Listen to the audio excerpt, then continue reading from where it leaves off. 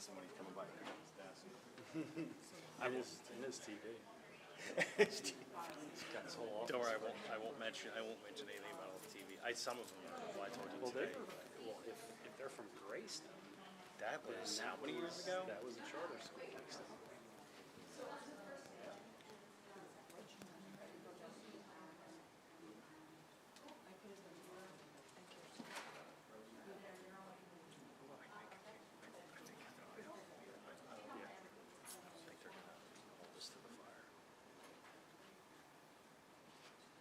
We should be coming to these things every week. We should be here every day. Me? One. I know. Yeah. I kind of. What is this? Is this a special meeting? It's a committee, you know. So just So the people that are here are part of committees. just dedicate. That's good. Well, good. Then if they're dedicated, they need to know what's going on. Feel free to clarify at the end. I'll try. Good evening. I'd like to begin this evening with, do I do a call to order on an education? No, I do. Oh, look at that. The beginning of the Education Committee, starting at 6 p.m., September 10th, 2024. And let's see, on our committee here, the Education Committee includes myself, Robin Seagreaves. Absent tonight is Donna Rowland and Elgin Bailey. Here also on the committee is Stephen Wilson, and filling in is Liren Yako. I also wanted to pay special attention to a new process this evening that we're very excited about. We've asked people who work here, educators as well as administrators, secretary, different, who all, I don't even know yet. Yes, I do. Most of them are teachers. Amy has been here for forever. But we've asked them to be members of our committees to give us more insight from people that are employees here at the district. They are non-voting members, but they're going to be a part of our committee meetings. So we're really excited to have them. On my committee is Amy Brown and Hannah Captor. Captor. Oh, thank you. I almost got it. And then later on, you'll see addition into the Finance Committee is Jeff Boyer.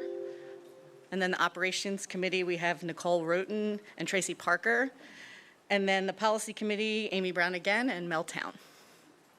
So with that being said, and that little special announcement, thank you all for agreeing to be a part of this. We appreciate you.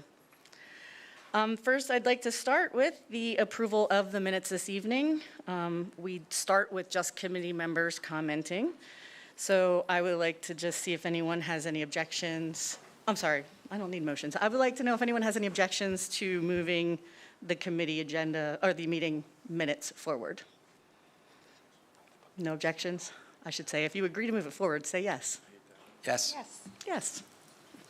Thank you.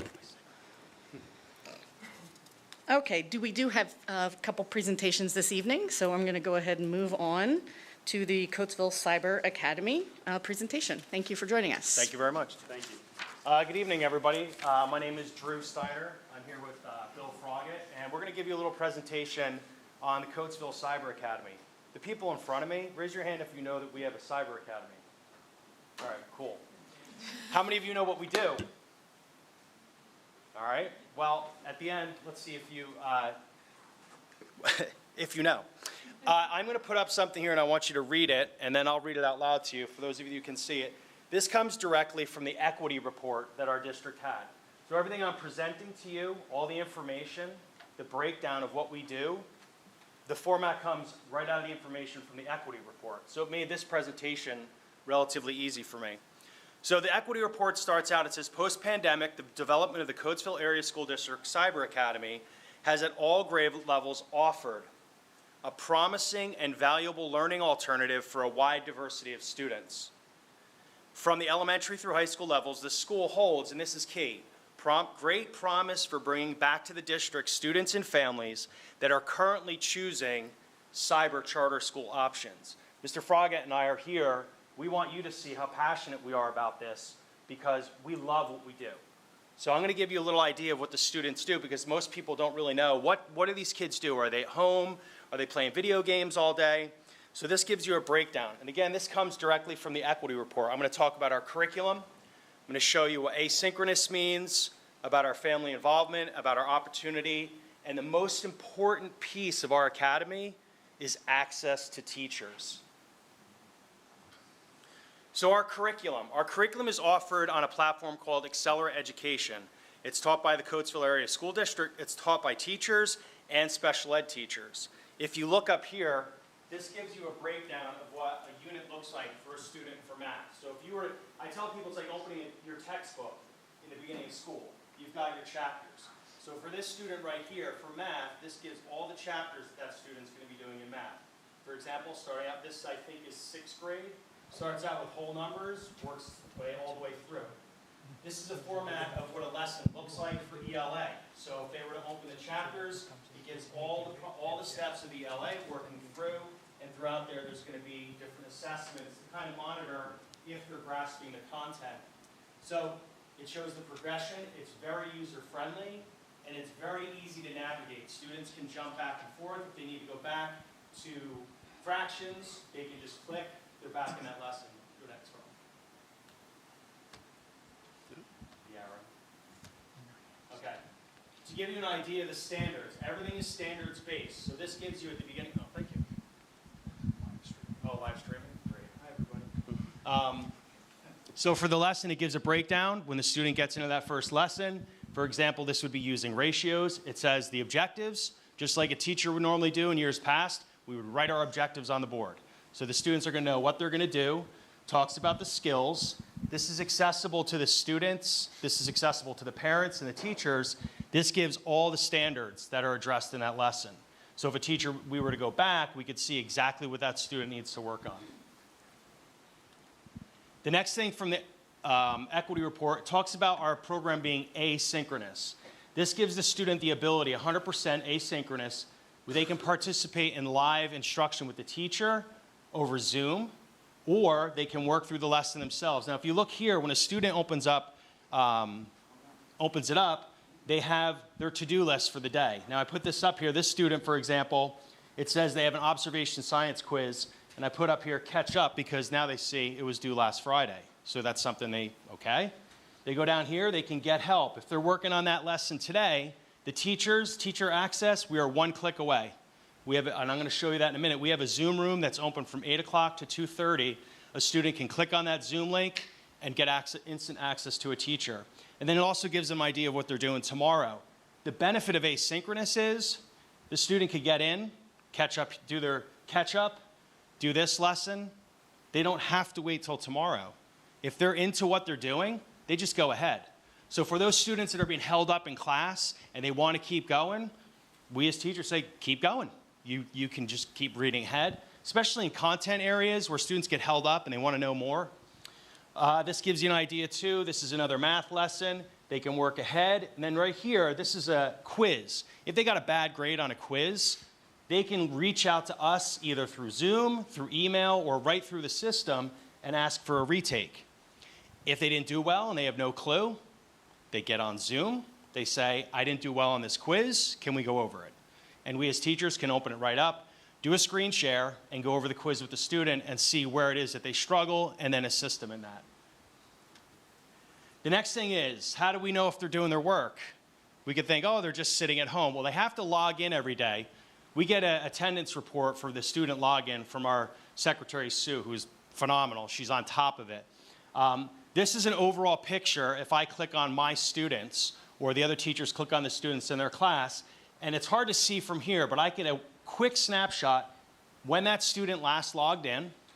I can see their current average in that subject. I can see how much time they've spent so far working.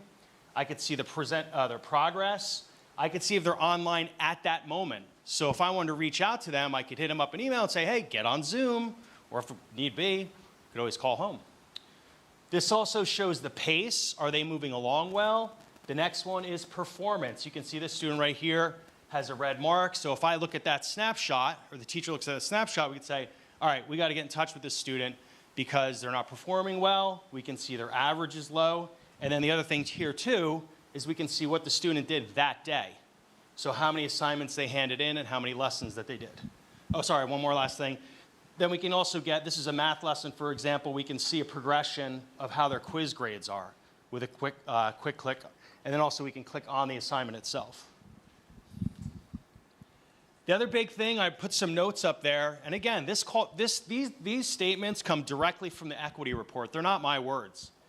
Family involvement. Each family is assigned a teacher who will serve as a mentor for their students, who will assist them in achieving academic success, meeting their future goals. I failed to start out to introduce the teachers. Mr. Froggett does social studies, K to 12. Then we have Ms. Krasinski, who does 7 to 12. Ms. Krasinski, who does ELA 7 to 12. Mr. Hulick, who does science. Mr. DePippa, who does math. We have Ms. Fitch, who's our new special ed teacher. And then I cover all the students that are enrolled K to 6. So as for family involvement, I put some notes up here. Communication and support. We take our students and we divide them up between a certain teacher. So Mr. Frog will have a certain group of students those are the students, he's kind of like that, I don't explain to Mr. Frog, like the go-to Point teacher. person. The point person. And we actually sometimes do little competitions between our groups just to get the kids going. The other thing that's important, we don't say the child signs up and the parent helps them. We refer to them as the learning coach because it could be a parent, a grandparent, an aunt, an uncle, a guardian. It could be sometimes an older sibling. As long as that child's getting the support, especially the primary kids, that's essential. Then the other thing too, we do a family onboarding meeting. Mr. Frog will take the new students in, get them acclimated to their computer, get them acclimated to the system. The other really cool thing is, if we have a student that, let's say, started out this year, got a couple weeks in, the counselors met with them, they needed a different opportunity. We said, hey, look, we have the cyber program. That student can come in, we can look at what they did the first month of school, and then go in and move stuff around for them so that they're picking up right where they were in the classroom. The other thing, too, is our opportunities are very unique. I put up here, TCHS. We have a number of high school students that go to TCHS. They want a more flexible schedule so they can come to the drop-in center. They can still participate in sports, clubs. They can take music lessons. Some of them have jobs, and we've had students in the past that have children. So they need a flexible schooling schedule because they need childcare. Next one, Frog. And then I had fun with this picture. And I put a couple things up there. I'll let you check it out for a second. We have live instruction. This is Mrs. Krasinski. She's our ELA teacher. What she's doing in this picture, she's on Zoom with a student and at the same time looking at their work and their lesson. So she can communicate back and forth with that student, or she can then share her screen. So that student might be one click away, get right access to the teacher. We have easy access. We're now located at Benner. We are happy to be there. Thank you to the superintendent and assistant superintendent, because you guys have been awesome getting us set up, and it's been a transition, but it is a really great facility, freshly painted, a lot of light. We really don't miss the mods all that much. There's a few friends that we won't see anymore. Little tiny friends, I'll just say that. So we have great access. We already have students that, because we're centralized, we have a few students that are actually able to walk, which is great, to the drop-in center. Right here, gives you an idea of what it looks like, the Zoom room that's always open. In that Zoom room right now, there's 4 teachers, and then these students can drop in and kind of hang out, or they can say, hey, Mr. Hulick, I need help in science. Mr. Hulick says, okay. He goes to a breakout room. So anytime a student clicks in, one of us is there. So we always have that opportunity, and then if one teacher's not there, they say, hey, I need so-and-so. That teacher, if they're working with somebody, can jump on Zoom. The drop-in center's open from the drop-in center's very, very, very unique. I've done a little research looking at different cyber programs. We have the best because we have very unique ability and we have very unique aspects, especially the drop-in center. The kids can literally just show up. If they come, we make sure the parent drops them off. They can stay as long as they need, as short as they need, and we're there every day of the week. Most cyber schools have what they would say is a drop-in center, but they don't have a place for those kids to go. And our building, and I would invite anybody to come down and see us, it's like a little community. There's different age students. We do break them up in class, different classrooms, but it becomes a real good community. So we have times where one situation, we had a student that's really low academically, and he was struggling, and another student was working on his work. They're working on their computers. He goes over and he just starts helping the kid, and we're just like, this is fantastic. And they built a great relationship. I had students in the elementary. I've had 6th graders in my room. They're doing work. I had a 5th grader doing something, and I looked at what that 6th grader was doing in science, and what that 5th grader was doing in science. I'm like, it's kind of the same. Why don't you guys look at each other's lesson? And so as they work through that, when they come to the drop-in center, we as teachers can differentiate what they're doing. We can address those standards and help them move forward. Then over here, we have drop-in support. So when the kids come in, here's a good example, Mr. Frog. He's working on an assignment with a student, so we can print out stuff if we want to give them paper and pencil assignments. Right here, this gives a snapshot. Me as an elementary school teacher, what I started doing with my students was, typically in elementary school, as the elementary teachers and principals know, you have the morning meeting where they all come to the carpet and they talk about the day. Well, that's what I do every day. It's an open morning meeting. This is a snapshot of the students that dropped in. Now, there's 3rd graders, 4th graders, 5th graders, and 6th graders. And it's a little community. So we usually meet for about a half an hour. We do some talk about the day, the calendar, the weather. We might do a fun activity. But then I can say to them, does anybody need anything? Stay at the meeting or go do your work. Or I can say, hey, so-and-so, don't leave yet. We want to look at your progress and talk about a few things. But it's been really cool. I know a lot of little siblings, pets. You learn things when you're on Zoom. When people are talking in the background, you mute their mic because you're like, I don't need to know that. And then this is just a couple kids at the drop-in center working where they want, and they kind of build that unique relationship, and it really does build a sense of community. Now, this is what we want to see. What we don't want to see. And I appreciate, thank you, Dr. Van Voren. She updated the numbers for me. These are the kids we want. Right now, 216 Coatesville School District students go to outside cyber charter schools. That's a lot of money. Out of those, 33 of them are special ed. That's a lot of money.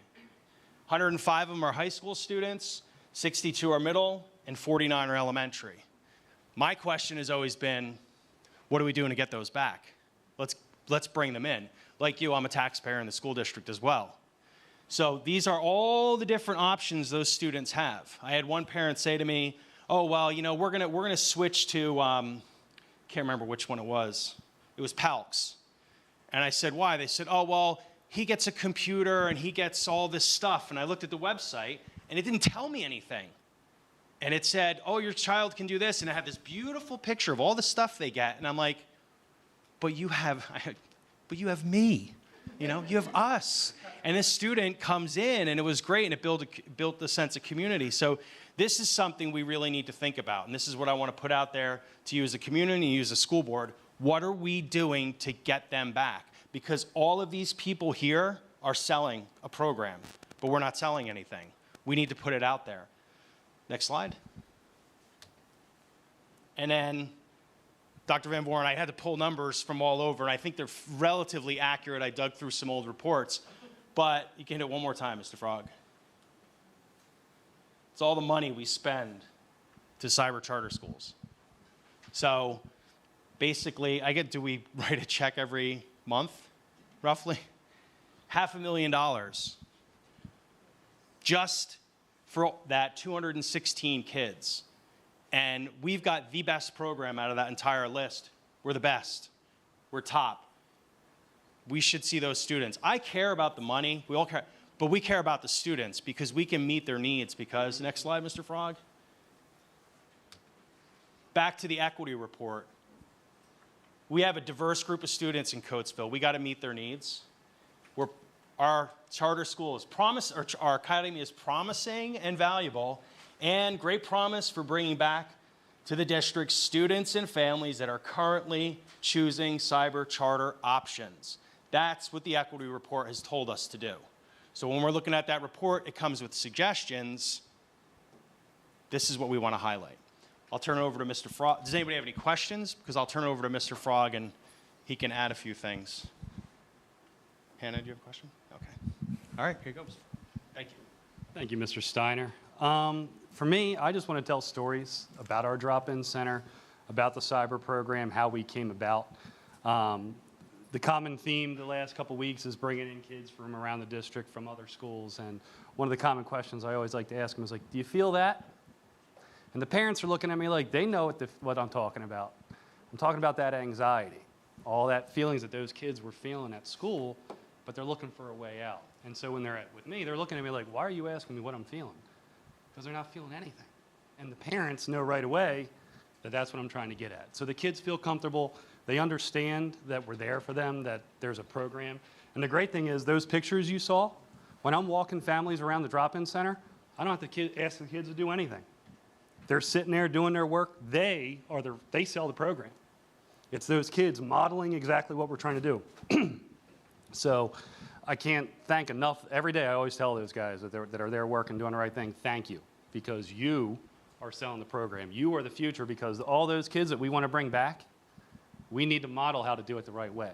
And part of it is, it's the voluntary association. I don't know if anybody's heard that term before, but the drop-in center affords us that ability. Having the Zoom, having kids given the ability to just jump in Zoom whenever they want, respecting their names on their Zoom things, all of that stuff. We give the kids that comfortability, that ability to be themselves in their own school. So for a lot of them that have been feeling anxious and that mental health that has been dragging our kids down, my own daughter went through it.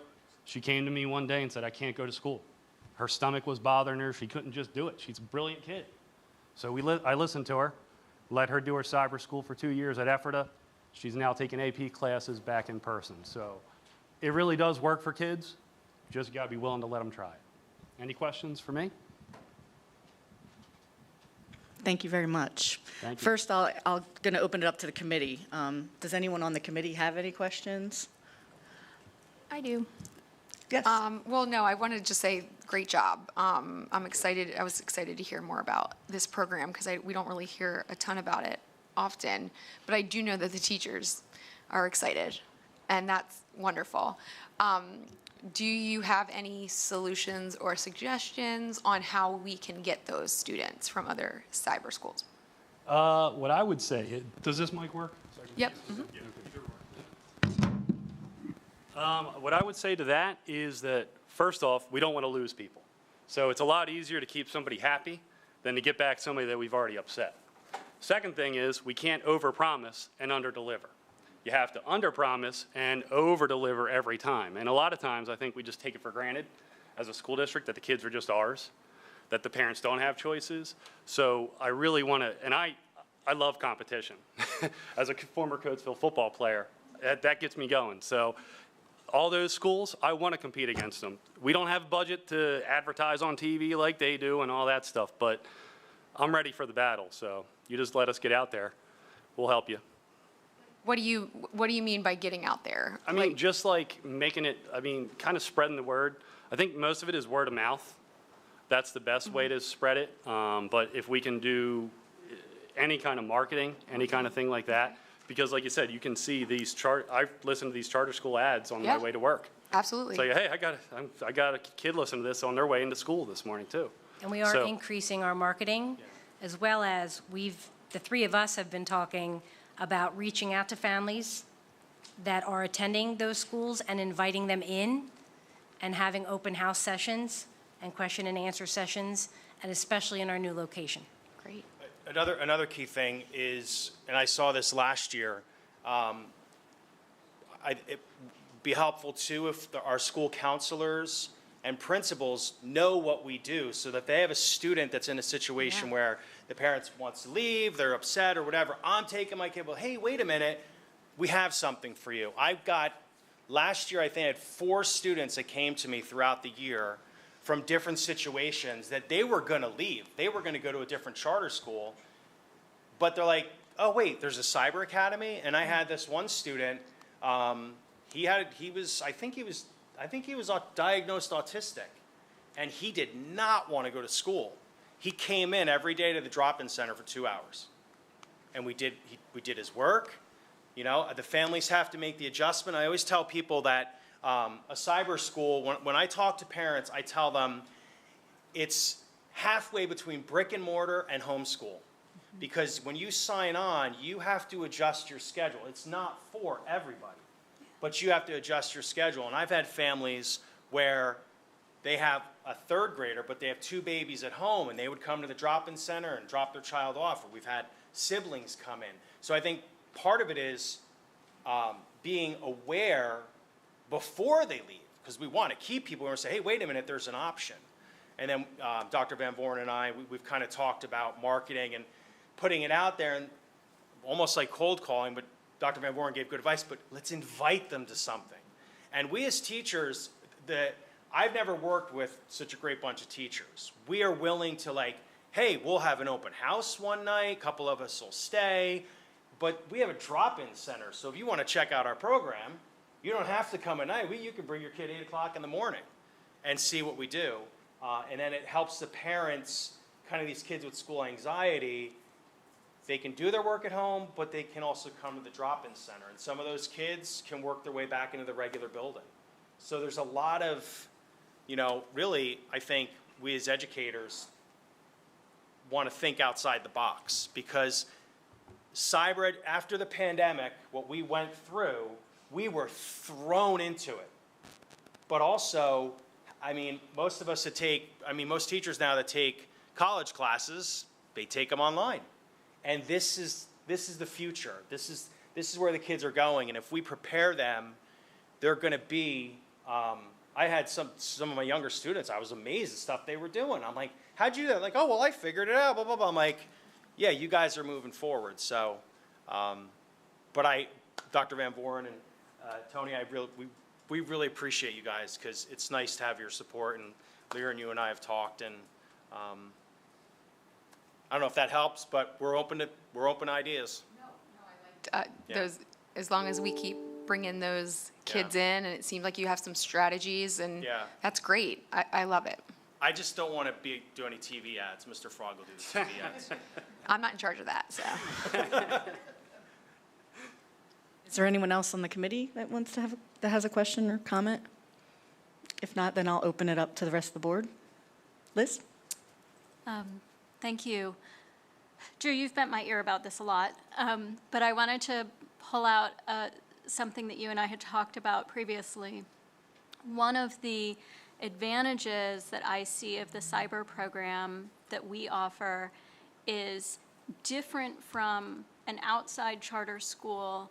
It also creates the opportunity that that student is still enrolled with Coatesville, and so they have access to co-curricular education. So, you know, I have a child who grew up through the music programs at Coatesville, you know, orchestra, you know, Meister singers. Those are things that require you attend a class during the school day, which if you're going to a cyber charter school, you're enrolled somewhere else. You can't do that.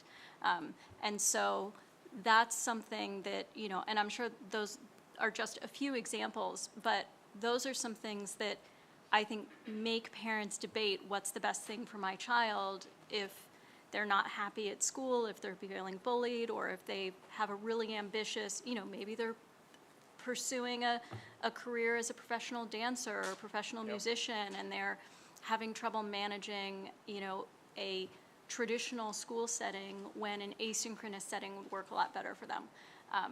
I love that this allows us to keep kids connected to Coatesville, and they can be a part of all of those really special organizations that have such a wonderful storied history, and still, you know, and still be in this program. So that's another thing that I just want to make sure that we get out there. That when you're in this program, you're still enrolled in Coatesville. So you can audition for Meister Singers, you can be in the orchestra, you can be in the concert band, and I'm sure there's many other things as well. And just for clarification's sake, if a student does attend another school like that and it is proven that they do not have the activity, then they can participate in their home school activity, That's but for not during the day for coursework. That's for extracurriculars, Yes. right? So Yeah, I was making the point about co-curriculars where it's difficult to fit them into the school day. So,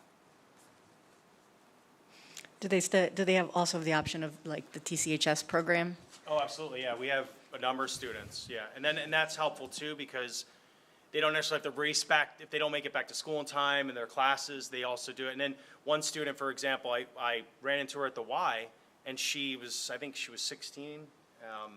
Leah, she would do her work in the morning early, go to the Y and work, and then do her work in the afternoon. So and that's what she wanted to do. She's like, and some of these students, it's unique, some of the older kids are like, I don't want to deal with the drama at school. Like, I want to do my work.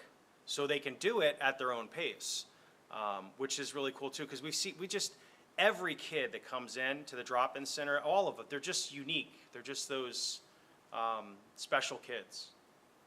And then, I believe that's one of the examples of something that is not offered to people that are outside of the district for cyber. Right. And then, if someone has a health need, we can say to the parent, the child's going to be out for a month or whatever, we're just going to enroll. No, we can do that. And we as teachers too we can adjust, we can go in and those modules that you see, we can just move them. Just like I say to you, you know what, open to chapter 6, we're going to go back to chapter 4. The same thing with all the content areas. We can manipulate that, and also too, if a child is struggling in a certain area, especially like math, I can go in and say, you know what, you're not fractions, let's hold off on fractions. I'll hold that for now, and it'll put you in geometry. So we can really customize it, and a kid that comes out for any reason, we can look at what they did in school, compare it to the curriculum, and just align it right back where it needs to be. Does anyone else on the board have any comments? No? All right, thank you very much. I appreciate your time. That was an excellent presentation. So now we'll move on to our second presentation of the evening, Dr. Ubarczyk. Sorry, I didn't take all your time, boss.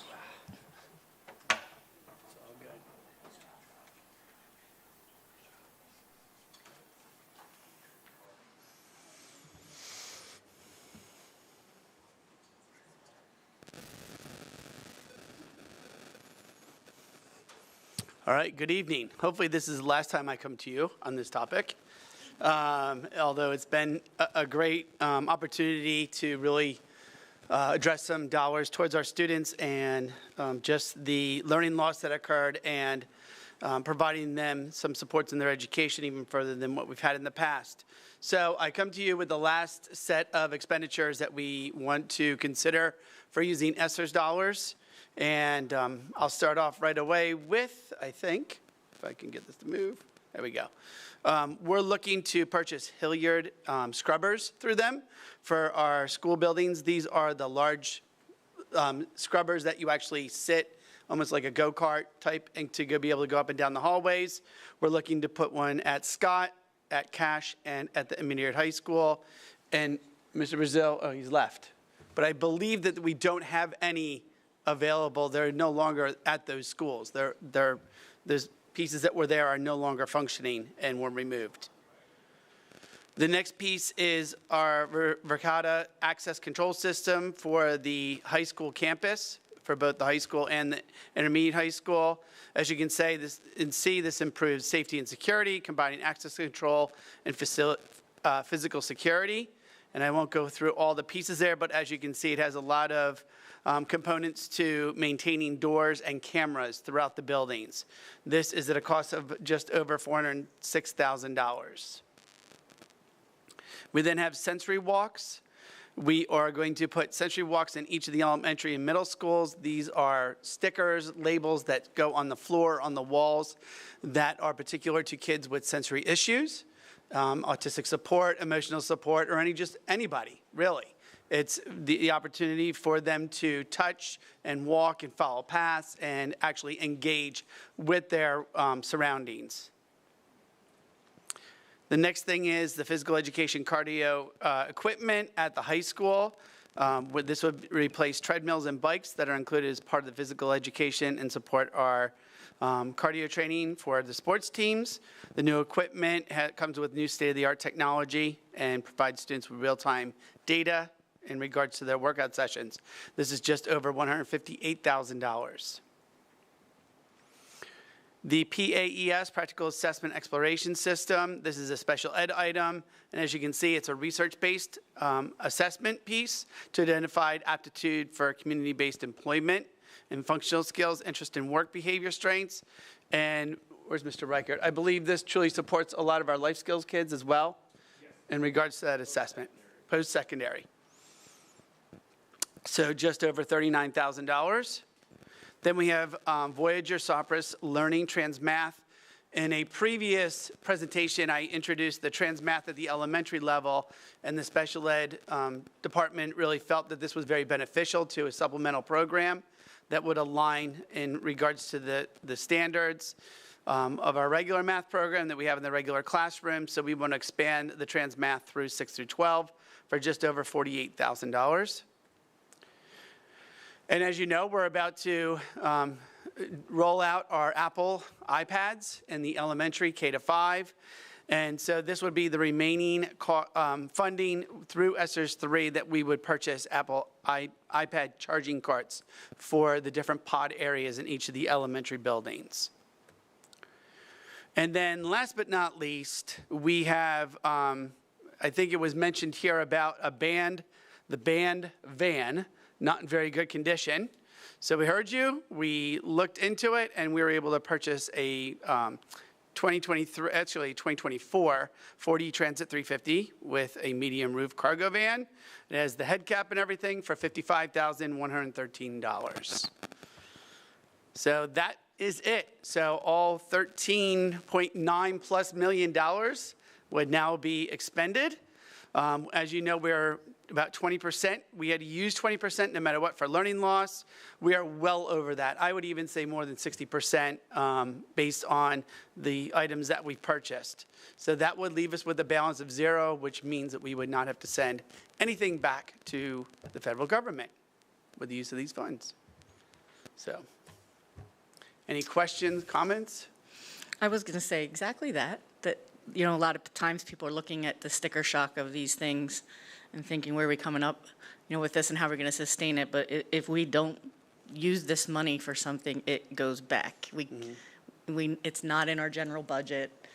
Now, some things maybe we have to sustain over time, but a lot of these contracts that Dr. Rybarczyk worked on were long-term contracts. Long-term contracts. And these things should last us quite a bit. So I know that you've put in a ton of work here. You've put up with my thousands of questions. I wanted to ask, are all of these things somewhere on the agenda then tonight in different committees? So all of them except for the charging carts. We are going to have to add that one to the September 27th regular board meeting where you can pull out and discuss any, you know, further action. We were just short on time. This was really getting every dollar spent. And when we found that we had that $34,000 extra, we were able to put towards the charging carts. We just didn't have time to get all the quotes as required. So everything except for that one item will be on the agenda. Okay. To pass through. Are they on tonight's committee agenda? They are on tonight's committee agendas Somewhere. through education, finance, and operations. Gotcha. All right. So that's what I was wondering, if it's best to have like specific questions regarding these programs during the committee that the item falls under. Yeah, unless anyone has any general questions about ESSERS or the presentation, I can open up to that committee, to the committee first. No? Anyone on the full board? Liz? I just want to say, as somebody who volunteered with the band program for a really long time, I love that a community member coming forward and sharing the challenges that they were facing, pulling Big Red with the equipment that was available. You know, I really appreciate that you heard that and you stepped in and tried to find a solution, and that type of quick turnaround to solve that problem is not something we're used to seeing around here. And I just think it's wonderful, so thank you. Great.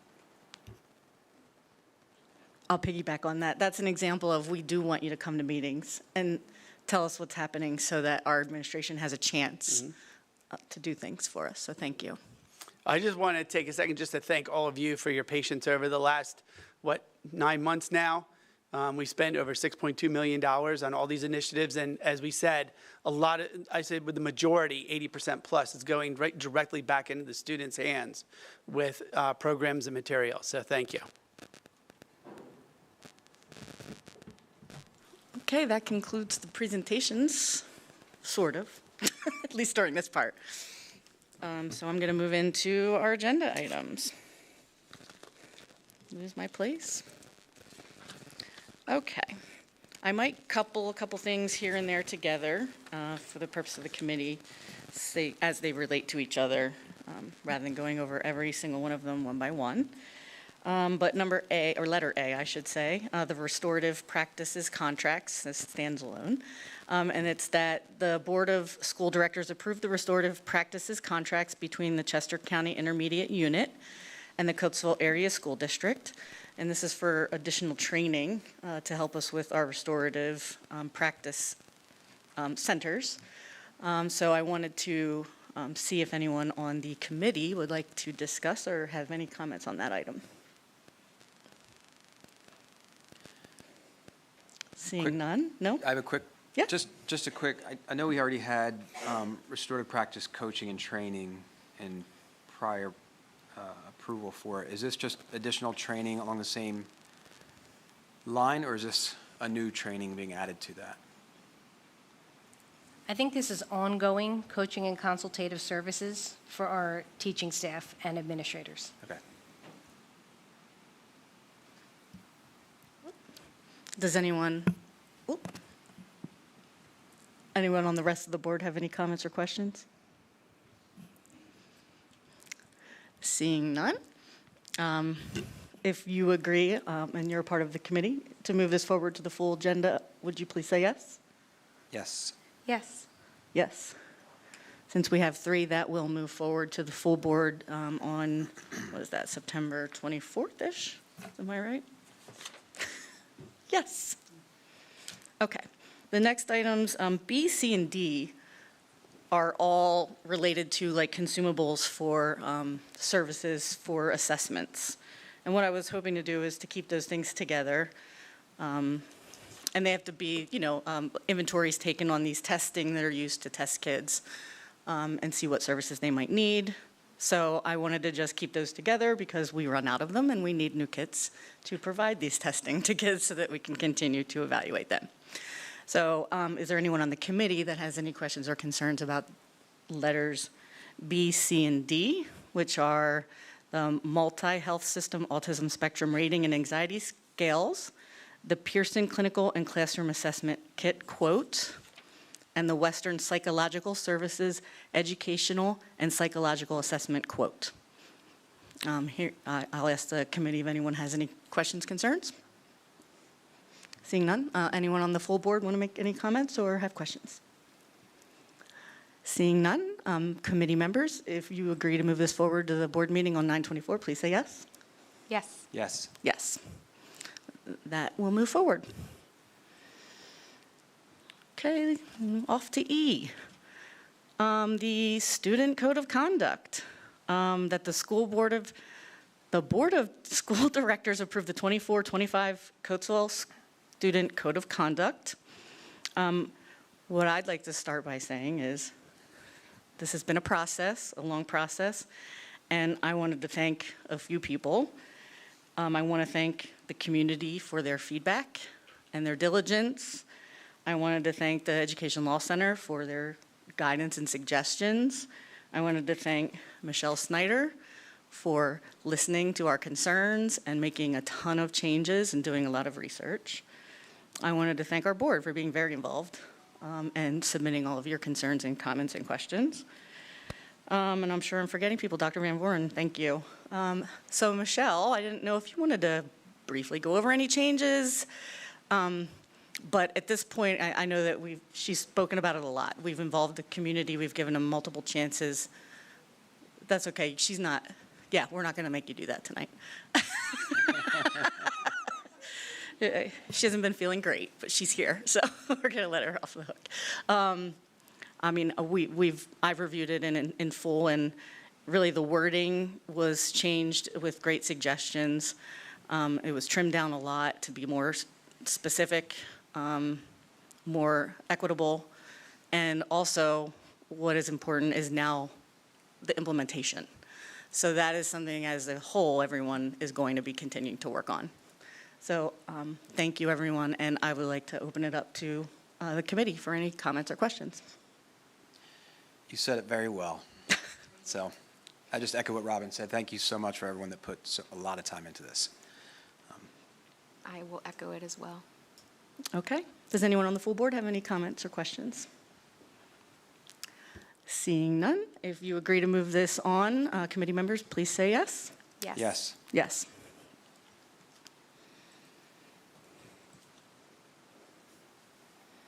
Okay, so F, the Western Governors University Clinical Experience Agreement, which goes, did I get the order right?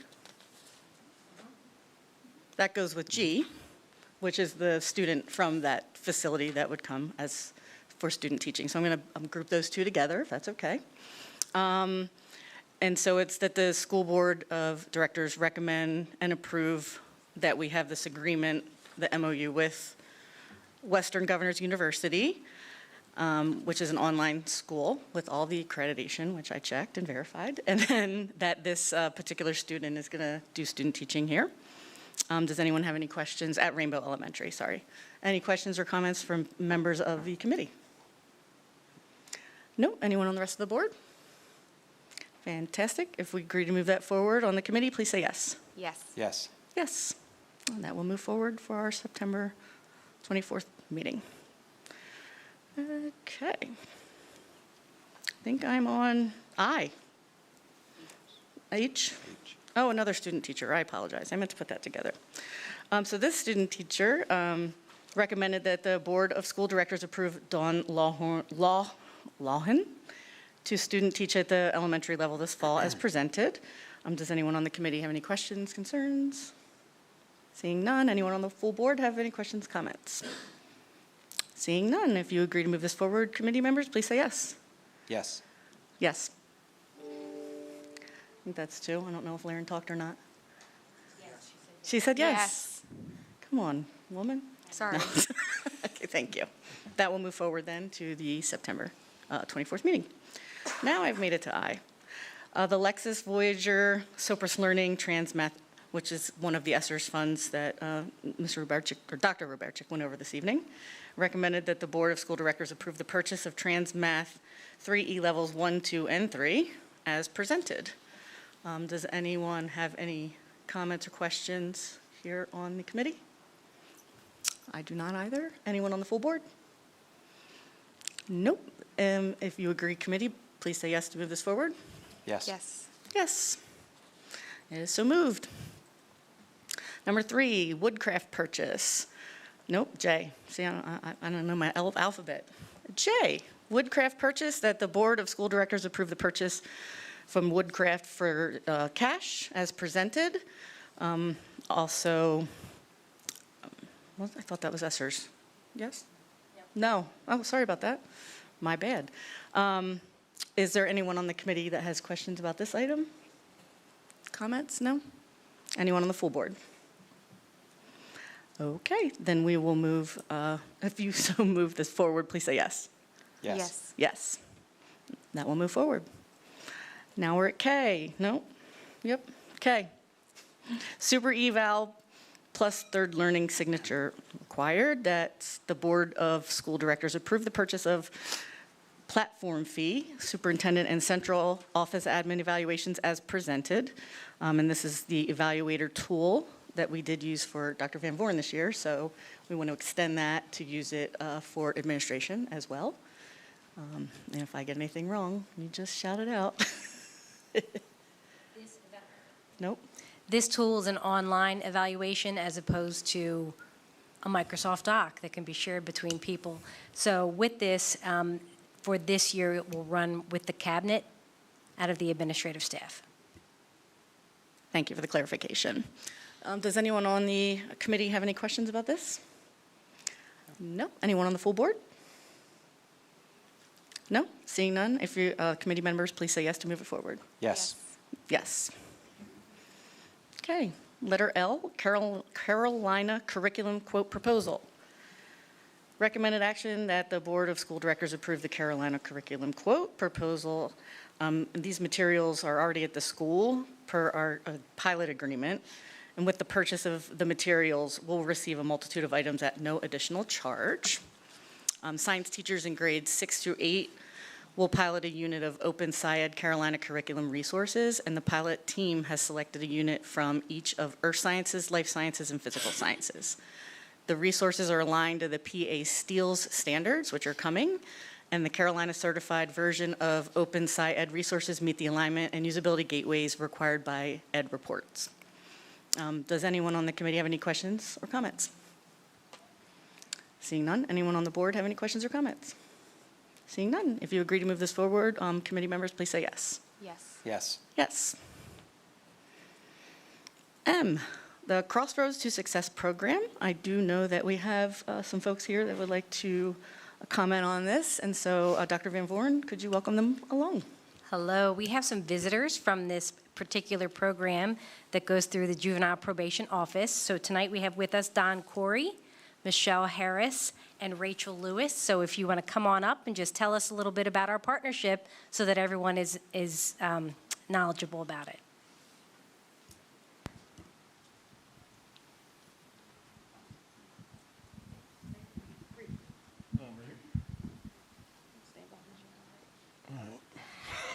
We usually do a dance routine to get these things started. Good evening. I presented here before, but I see a lot of new faces, so I think that's why we're invited to present again. We are also encouraged to be brief, so I will summarize the last 3 years as quickly as I can. And most importantly, I'm going to turn it over to the people that are actually running the program so you can see how it's going. I'm going to give you a brief history of how it came into being. In early 2021, our county applied, along with any other county in the state, to participate in a week-long training program that was a partnership between Georgetown University and the Pennsylvania Commission on Crime and Delinquency. And it was specifically a training on how to reduce racial and ethnic disparities within the juvenile justice system. When you go to this training basically identified 10 different decision points within the juvenile justice system where you could try to have an impact. The decision points they start with the point of arrest, they go through the point of referral to our office, going to court, getting a juvenile record, potentially going to detention, potentially going to placement, potentially going to certified to the adult court. There's about 10 steps, and I didn't list 10, and hopefully there's not a quiz tonight, but that's essentially from the start to the finish of their involvement is decisions happen. And our goal is to not have youth proceed through all those steps. So emerging from that training, all the counties that participated were required to implement a capstone project. So we looked at our statistics, we looked at this is both around the state, because we had a state team there, and a number of jurisdictions that attended this training decided to try to address the front end, the referral side of things, and specifically youth who get involved in the system for school-related offenses. Now, we believe that we do a good job within the juvenile justice system, but sometimes when youth come into the system, it's hard to get out. So our goal was to try to provide services to the youth that met their needs without having them penetrate our system or actually even be referred to our system. So the partnership that we approached the school district about was a diversion program that would be operated within the school for low-level offenses that historically would either be referred to the district court as a summary offense fine or referred to our juvenile probation department. So it's a diversion program. We applied for a grant to fund the coordinator position. We were awarded that grant. Rachel Lewis is our coordinator, and you're going to hear from her shortly. The program probably officially kicked into gear earlier this year, February. Our funding for the grant goes through June of next year. So in order to get the program started, we had a memorandum of understanding that we had between the district attorney's office. They had to sign off on the offenses going through the diversion program instead of coming through the system, and the school district had to approve of us entering into this partnership. So that memorandum was signed earlier this year, but we decided to try to coordinate it with the school calendar. We also have music for our dance routine, thank you. So we're here tonight because the memorandum of understanding, we're going to try to renew a little earlier. It's usually good for a year. So that's how we got here. I don't know if there's any questions about how we got here. If there's not, I'd like to turn it over to Michelle and then Rachel to talk about the actual program and how it's going. And I'll keep, it's like a baton. Thank you. Out of respect for time, Don did cover a lot of what I was going to reiterate, but basically the program is a diversion program. Our goal is to keep youth out of the juvenile justice system. For the Crossroads to Success program, our target area or target audience are youth ages 13 to 17 that attend the Coatesville Intermediate and high schools. They are youth that otherwise would be referred to juvenile probation for, as stated, school-related offenses. So it's an offense that occurs within the school grounds that's considered a low-level misdemeanor or a summary offense. Those offenses, the Coatesville Area School District Chief Officer, the Chief of Police, has the discretion to defer youth to the program. So he would look at the referrals, and he decides at that point if the youth would be appropriate for our program. It's typically for first-time offenders, so youth that are currently involved with juvenile probation or that have been involved with juvenile probation in the past are not eligible for the service. And our program is typically 45 to 90 days. In an effort to truly divert these youth, we felt that this program would be better served with a social worker versus a probation officer. So we have been fortunate enough to employ Rachel Lewis, who is a licensed social worker, and I would turn it over to you. Good afternoon, good evening, board and community members. I am Rachel Lewis, and I am the Diversion Project Coordinator for the Crossroads to Success program. I am a proud graduate of Coatesville Area School District, and it is my purpose and passion to work within my community with the juveniles and children in this community and school district. My career background is in child welfare primarily. I have drug and alcohol experience and juvenile justice. The lens and objective to this program is to collaborate and work alongside my teachers, my administrators, my climate coaches, and also my support staff within the schools that I am in with my juveniles. I have been building great relationships, rapport building, working alongside my administration with my juveniles who are on my caseload. This position allows me the flexibility and the ability to be within the community, at home, at school, at work, wherever these juveniles are, to provide a service. So I do see my juveniles who are on my caseload, some of them every day, all day, some of them as a minimum as required as once a week, or as they progress to twice every 2 weeks. And it also allows me to get to see them in a different setting, and it allows me to support the families per the requests in meetings like SAPE, the IEP meetings, any type of disciplinary meetings that the administrators allow me to come on board. My primary, and I really appreciate my chief and his officers, we have an open line of communication and support, and this program has brought us together, and we work collaboratively together. Also, the services that I provide besides the counseling and behavior management and things of that nature, I do refer out to a lot of our community providers like that of Miramount, Holcomb, Child Guidance, Devereux. I also utilize the Fire Marshal of Chester County for referral due to what I'm seeing when I'm doing my assessments with our juveniles. Thank you. Any questions? Thank you very much. I'm going to open up to the committee first. Does anyone on the committee have any questions? No? Steve? Just one curiosity. So you mentioned if a student has multiple offenses, they're not eligible. If a student goes through the program and then has a second offense, are they eligible to cycle back through the program? So that is contingent upon what the referral, what that offense may be, and also what we as a board, I do have a team that I meet with per what is required, so we will discuss that on a case-by-case basis. Thanks. Just to add to that, that would be after the discretion of the chief of police for the school district. Okay, thanks. I feel like I just asked her this, but I think Frank is going to be getting us this, but the success rate of last year, can you give us a little bit of that information? That would be really helpful. So just keep in mind, we're very new, so. No, our referrals totally were get it. low, Yep, but- absolutely.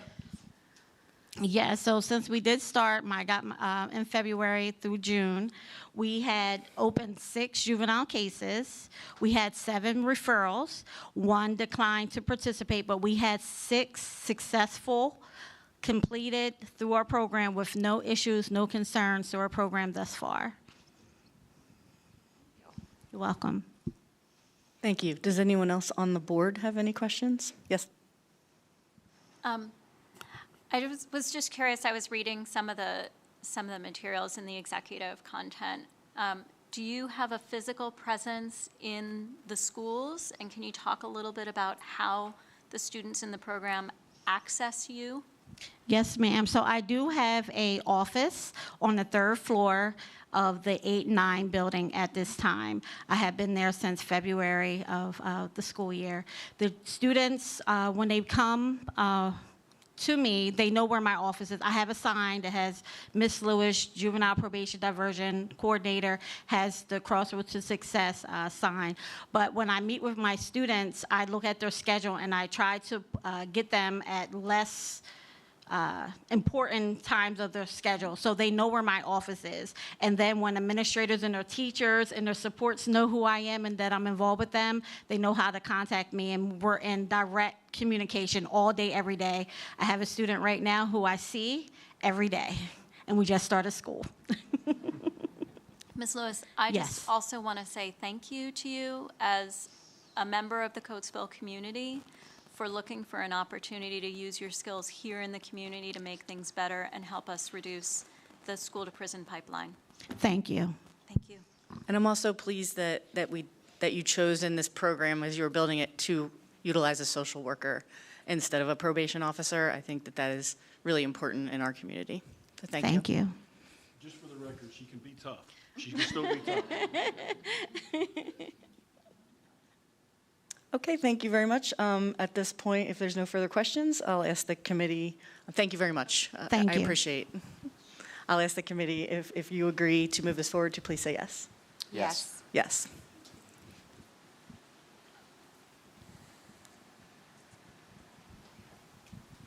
Okay, now we're at letter N, Smart Futures District Licenses, quote, Title IV funded. That the Board of School Directors approve the purchase of the smartfutures.org district license as presented. I don't even remember what that one is. This is Title IV. I apologize. My papers are everywhere. I forget what this is. This is licensing. I apologize. The students in the, is this a resource, correct? Sorry, Dr. Raperchik. We have too much homework. That's all good. So this is a app for students to use K-12 for college and career readiness opportunities. It actually provides storage for collecting for 339 evidence for college exploration, career exploration. The students have to have a number of pieces of evidence by 3rd grade, 5th grade, 8th grade, and then into 11th grade. And this will house all that evidence, but it also gives them opportunities to take surveys to kind of explore different occupations, look at different schools, whether it's tech, trade, military, whatever it may be. And it gives us a well-rounded opportunity to just explore those opportunities and find out what's immediately around them as part of their exploration to either, whether it's a job or a different type of study or training that they can participate in. Now I remember clearly. And I remember one of the major benefits is currently we use like a paper folder system. to Correct. kind of Right pass now this for the along evidence to the next collection, school. Yeah. it's a folder that passes along from elementary to high school, and This is a way to it's keep just a great consistency and inventory model. continuity. And it all will partner with Navigate Is that With- the right one? with Naviance. Naviance, Naviance. correct. In the higher levels. Okay. All right. Thank you. Does anyone else on the committee have any questions? No. No? Anyone on the full board have questions? Seeing none, if you agree to move this forward on the committee, please say yes. Yes. Yes. Oh, that's the letter we're on. Homebound instruction, confidential enclosure. Does anyone on the, there's really not much to talk about, but it's for homebound instruction for student 1002-0272. Does anyone object to this item moving forward? No? No objection. Okay, so please say yes if you want to move it forward. You have a Yes. question? I apologize. Go ahead. Sorry.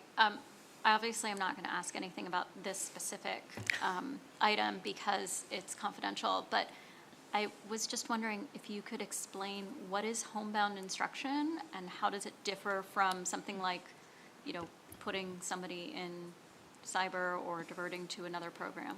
Yeah. This is a home tutor, I believe, that we're providing for this, in this circumstance, correct? We are. Homebound is different from homeschool. Homebound instruction is a student, for whatever reason, typically medical or disability, that cannot leave the house, so we do provide tutoring services to that child in the home.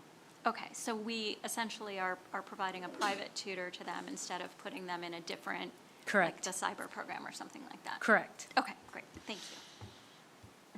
Thank you. I'll move forward then. Anyone on the committee, if you agree to move this forward, please say yes. Yes. Yes. Yes. Okay, P, learning without tears.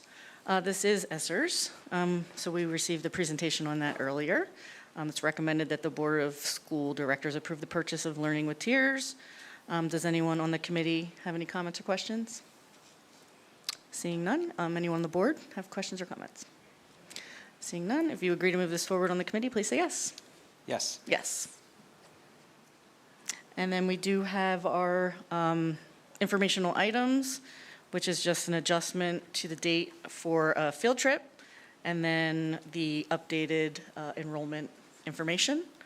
And then that being said, I believe that is the end of my committee, other than at this time we have public comment. Ms. Lori Shanna-Bailey.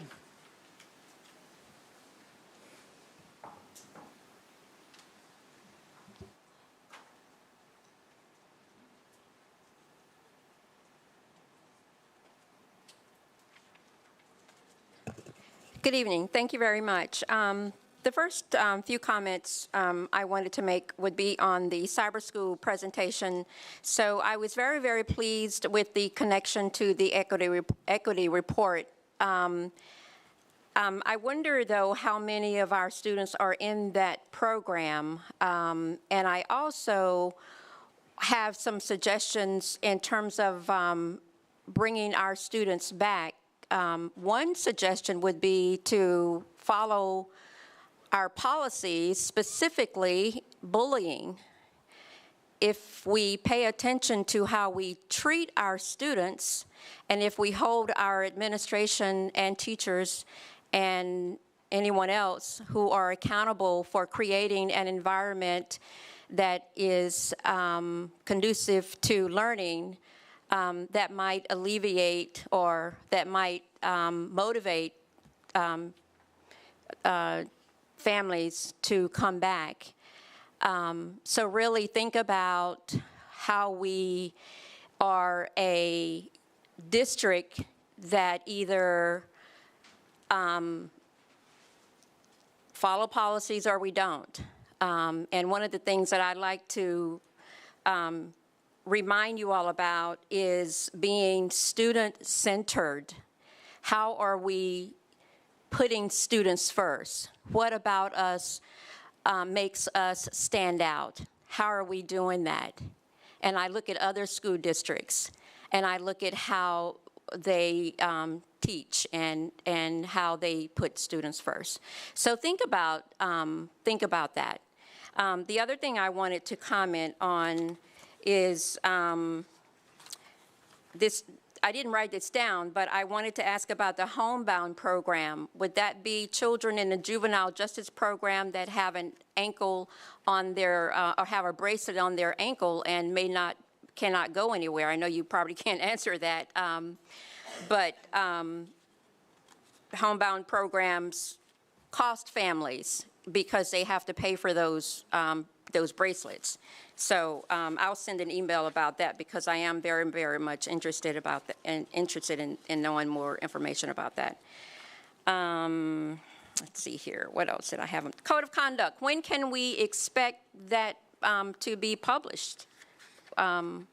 We are all waiting anxiously for the final draft, and I do appreciate the presentation that Elgin made a few weeks ago at the community. In the community, it was a very, very, very good presentation, and I was very happy that that happened. So when I'll send an email, that's the only way I'm going to find out. Thank you. Thank you. And then at that time, I will conclude. The next meeting is, for the committee meeting, education was Tuesday, October the 8th, 2024. And I adjourn at 7:10 p.m.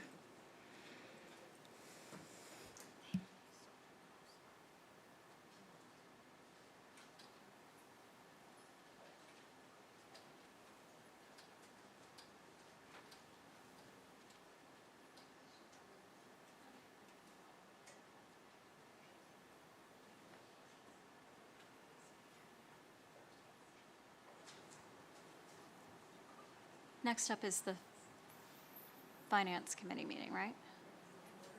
Okay, so whoever's on the Finance Committee meeting.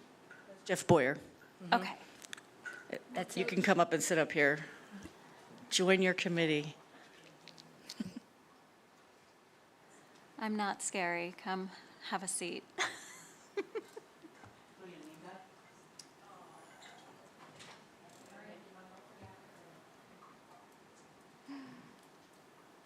All right. All right, I'm just, sorry, I've got the wrong one open. Education. I opened the wrong one. Hang on. I closed the wrong one is what I did.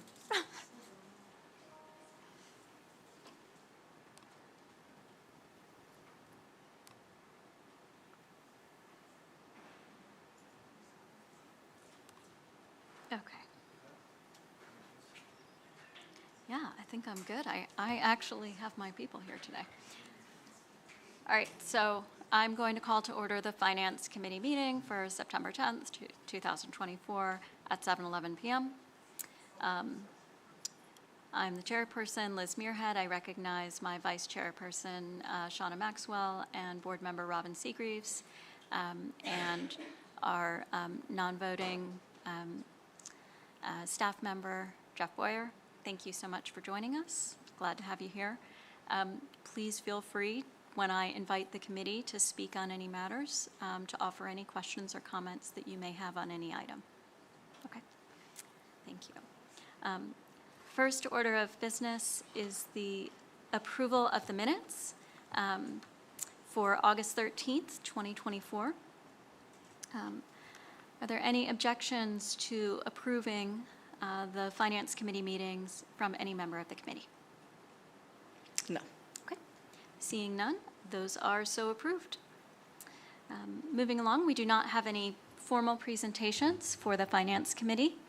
So we'll move right into our first agenda item, which are the financial statements, the bills list, expenditures report, and revenue report. Any questions or comments from members of the committee on these items?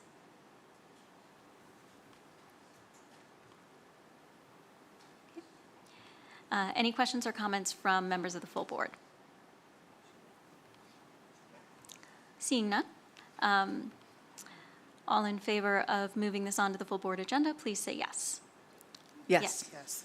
Okay. It is moved on. We move to item B, the CCIU 2024-2025 IDAB Section 619 Original and ARP Allocation Use of Funds Agreement. That the Board of School Directors approve the 2024-2025 Individuals with Disabilities Act, Part B, Section 619, Original and ARP Allocation Use of Funds Agreement between the Chester County Intermediate Union and the school district as presented. This is for stepping stones. There are contractors in some related services, psychologists, and students we send to CCIU. There is state funding involved here, so this is kind of recording all of that properly through our budgetary process. Any members of the committee have any questions about this item? Any members of the full board have questions or comments?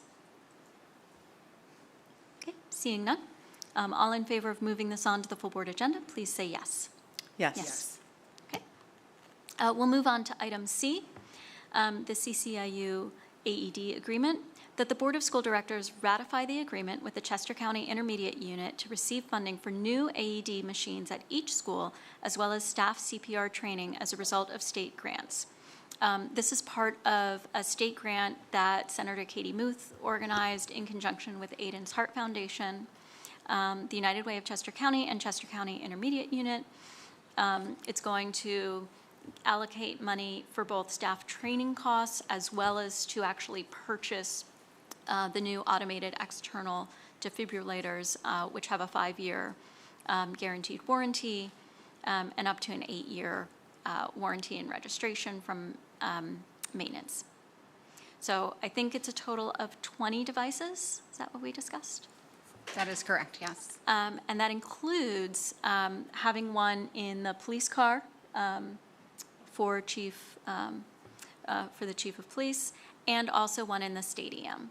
So places where they'll be rapidly available for response, and also able to get there with the chief to an emergency in any area where an AED is not already installed. Any questions or comments from members of the committee on this? Is there training provided as part of normal course for these? Yeah, there'll be training provided for that as well, besides the CPR training. Who gets trained on the utilization of? I believe it's going to be a staff-wide training. I'd have to get confirmation, but I believe it's staff-wide. Thank you. Any other questions or comments from other committee members? How about from the full board? Okay, seeing none, all in favor of moving this on to the full board agenda, please say yes. Yes. Okay.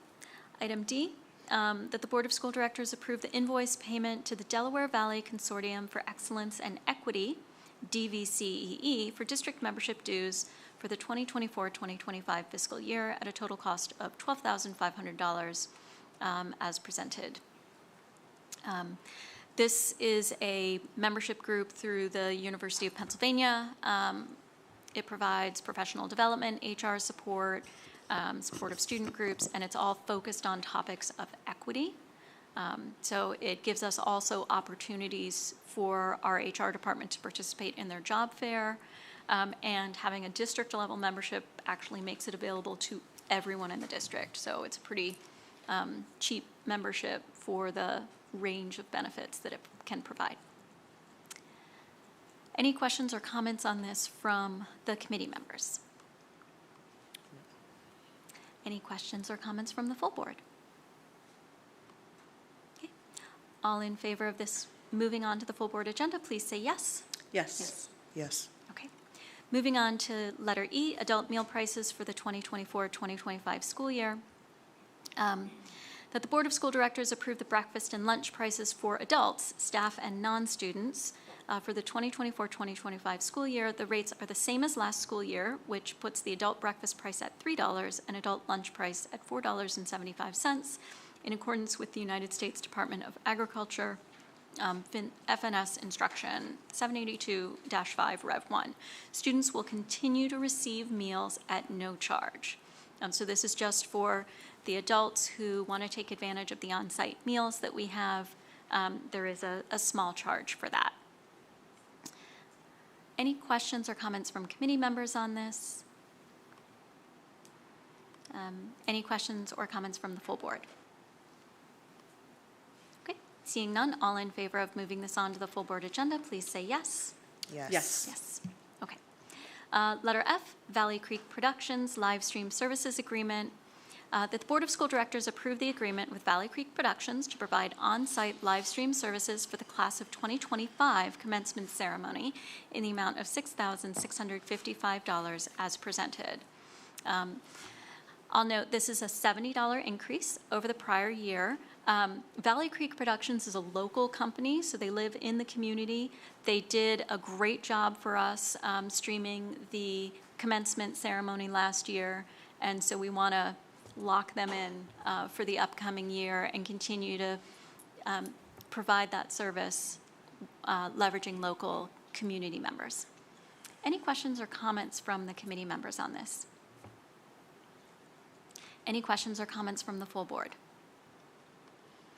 Okay, seeing none, all in favor of moving this on to the full board agenda, please say yes. Yes. Yes. Okay. Letter G, Ohio Pile Prints Quarterly Royalty Check.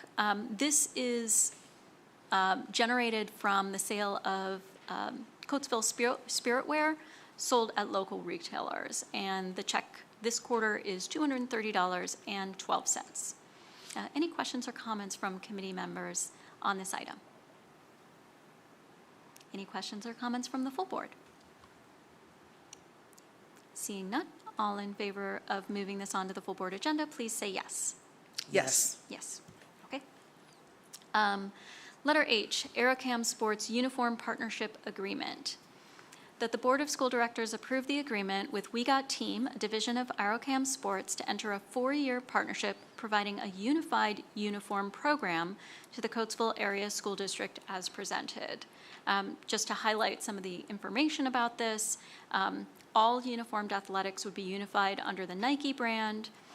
It allows the district to mutually agree on a discount percentage off the MSRP for uniforms, would create a revenue share program between the athletic department and each participating CASD team, and the idea would be to build to establish an athletic gear scholarship to deserving athletes annually. I know that Director Seagreaves had some questions about this, so I want to start with you. Thank you. I'm sure. Did you want to step up?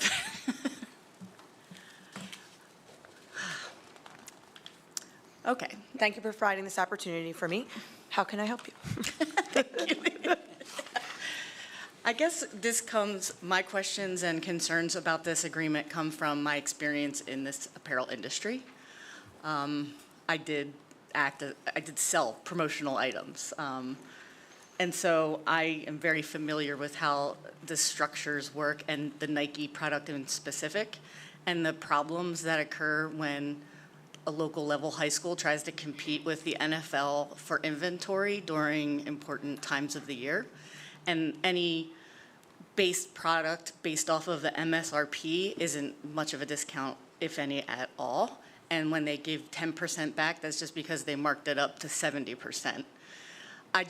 I don't see any benefit whatsoever of getting into an agreement that ties us into anything for 4 years, especially when they're offering or asking for exclusivity. I just have had a lot of experience. You can't get Nike when you need Nike at this level. Colleges, absolutely. They've got the market on this. The NFL's got the market on this. Even just doing spirit wear as a booster club president, you can't get the Nike when you want it. 5 weeks back order, 10 weeks. And it's not equitable. I want a Gildan sweatshirt to be available. I can't afford a Nike. So I apologize, that was a speech, maybe not a question. That's okay. That's all right. So I feel very strongly about this particular item based on my personal experience as being the person who would try to sell this to you. Mm-hmm. So one of the things why it was brought to us was in conversations probably almost a little over a year ago. There was a community member that had once been affiliated with just Nike in general. And with that community member just brought to the table to sit down and have a conversation. And one of it was when we were standing on a field, kind of had said, that myself and another coach sat down and talked with another brand. And a lot of what they were selling us was a lot of things that we had to meet requirements for allow us to get any type of kickback. So in the conversation, it started with, we would love to eventually be all across the board because we have, each team is in a different style of uniform. They are in completely non-name brand to Nike, to Under Armour, to something else that might be, a coach found along the way. So with this, he was able to partner me with this company, which is Aerocom, which they also, the subdivision is We Got Game. So in speaking with them and going through the understanding and seeing the comparisons against the other brand, they were giving us a little bit more leeway. They understood initially that we cannot come in and do a full rebrand and pay all of the money to get brand new uniforms, because that's what a lot of those companies want to do. They understand that I am on a uniform cycle. They understand that I need to stretch my uniform cycles. They understand that the stretch becomes even the stretch of the stretch of the stretch. However, they're willing to work with us, and they're willing to be their individual. Zach is our sole person that reaches to Nike. It's not through the third party of another party of Up to Nike, which one of our other companies that we work with that we do get uniforms and equipment for, they are that where we tend to get backlogged. So when I provide their uniform, our uniform cycle, they look strictly in advance and know exactly timeline, what you need to get and how you need to fill it to make sure that all of our athletes in that uniform cycle are prepared and ready by the first time they step on that court or that field. We already put that out there. We showed them what we have. We showed them what we use. For example, our football team, they already use Nike jerseys. And one other thing was, they don't have to be Nike pants. They could be a pair of pants that we chose at that moment if we chose not to go with a Nike pair of pants. But because we already have the Nike uniform, we would replenish it in small increments for them. We would do it maybe 6 per year or a couple per year just to replace the ones that are already at danger. They also know that we would start, if we had to start with just our varsity, we would get just our varsity. If same thing, if it was just a uniform top to then follow it up, maybe a bottom, we could go somewhere else or replenish what they went to go with. As where it talks about the fan wear, one of the nice parts about the fan wear that they have is a lot of our teams, they do the spirit wear and it's open. For example, they use another company, Campus Clothes, and it's open for 2 weeks. That's great. They make revenue off of it. They put it out there. But when it comes to Christmas time, and that was a fall sport or a spring sport, and we get phone calls, how can I get the gear? How can I get the fan wear? There's nothing then available for them. So some of the fan shots and spirit shops that they have, we could do it, set it up where a team could have it if they chose to, a team could not have it. I could have it up as the athletic department where it could just simply be, maybe just for alumni. It could just simply where it's 24/7, that it came for Christmas time, somebody could come through and they could see the variety of different sports that we have. The football, basketball, baseball, field hockey, all of that options that we chose to put on there. My biggest question was, I know our community members cannot always afford Nike. We know that. That's one of our biggest challenges. How would you bring this to us, and how would we get revenue if we can't fit them all, or if they're not willing to pay for the Nike? They do have, based upon their Aerocom company, they do have some other smaller venues that they can use just your normal other, your Gillidium, all of your other products that we could put up there that's not Nike, but we are still providing that opportunity. And that's what we could also always do. In our spirit wear, overall, if a team decided to use it, or if the athletic department decided to use it, we can choose whether or not we want to up the charge or not. So if a hat was $25 for us to make money to get back, we could then decide, let's put it up to $30. If we don't want to because we think that would be too expensive and they're not going to sell that, then we don't. And what they do is they also send us monthly where our sales would go. So if we see a product is selling then all of a sudden, we can decide to maybe increase it $1 or $2, leave it as is. If it's not, then they would agree to see what is that lowest price that they can get us for. Also, the amount that we sell, so if it's just the athletic department puts something out there, any type of sale that we get through all of them, we get a 10% revenue within the year. So it automatically will come back. It doesn't have to be an upcharge. It could just be the amount that actually sells. So if we sell over $1,000 worth, then we do get that 10% to come right back to us, to our department. We can decide how we then would filter it back to our teams. I could strictly do it towards coaches. I could strictly do it towards just teams. I could strictly just put it in a fund and say, we're going to cash out and we'll put it towards something else. So we do have a little bit more of maneuvering of what we can do. Also, the coaches have the opportunity to just do a player package, which would then strictly just be for their team and their coaches. We know teams get player packages all the time, but it's not up in a storefront. Sometimes their booster clubs will help pay for those costs behind the scenes. Sometimes it's the cost of coming from their own budget that they will get the shooting shirts or the warm-ups for them, but the coach will then decide what the gear would look like on the Nike-based side. As well, and that would strictly just be for the players. There would be other options that they could choose from if they wanted additional options. However, it could just be simple, basic stuff. If we find out that a player is unable to pay for that, then we would work with the team and the booster club to see how can we help fit that player now in that player pack. We do that already behind the scenes. Each team does this already behind the scenes.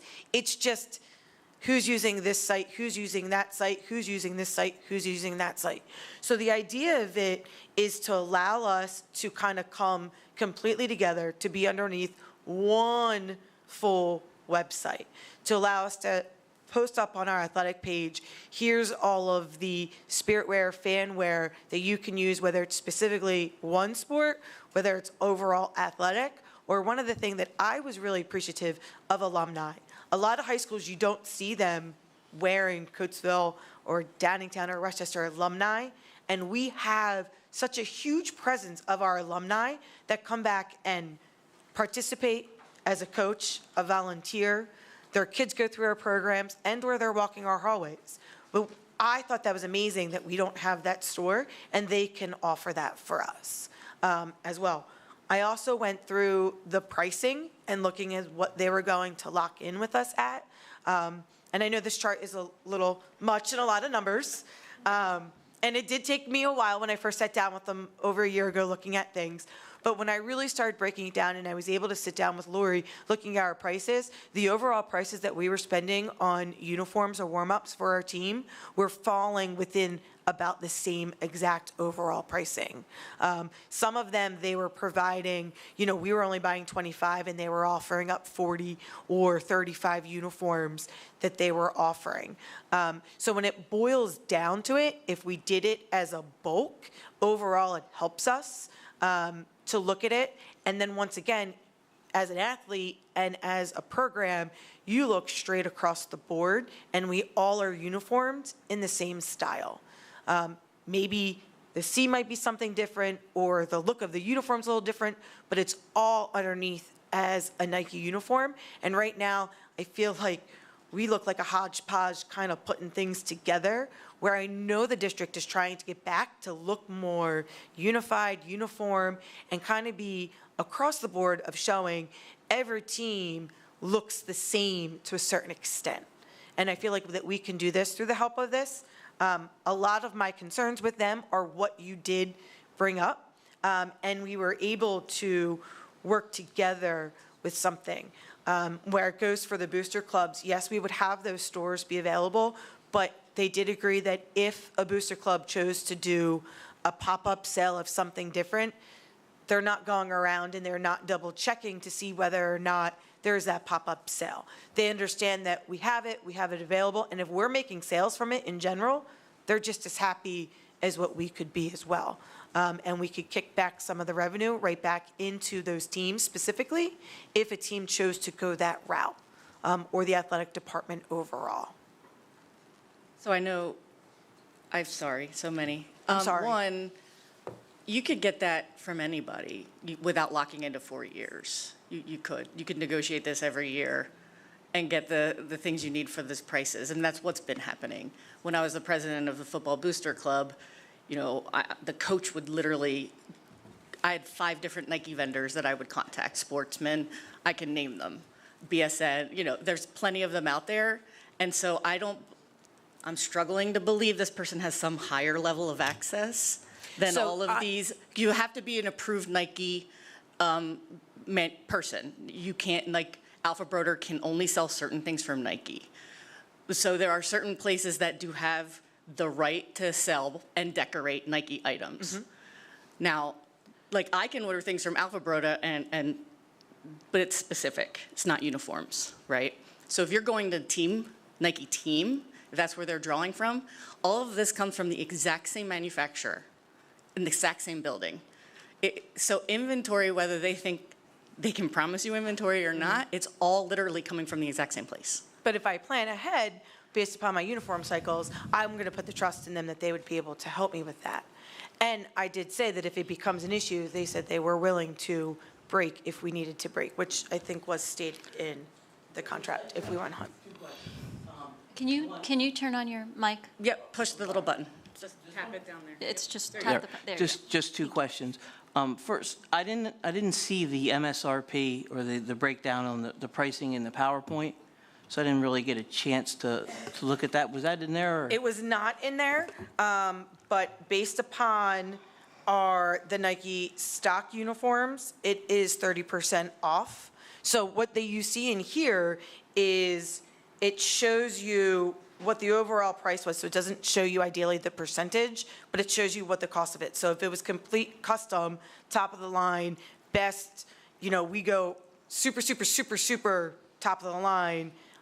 Something here such as football would be $290 for that full uniform. However, if we then switched it and stuck with our basic uniforms, it would roughly boil down to be about $78, which is, we pay $82 now for that uniform, for just that uniform top. So each one is a little different, but it's set in the contract that was attached, so we have that as well.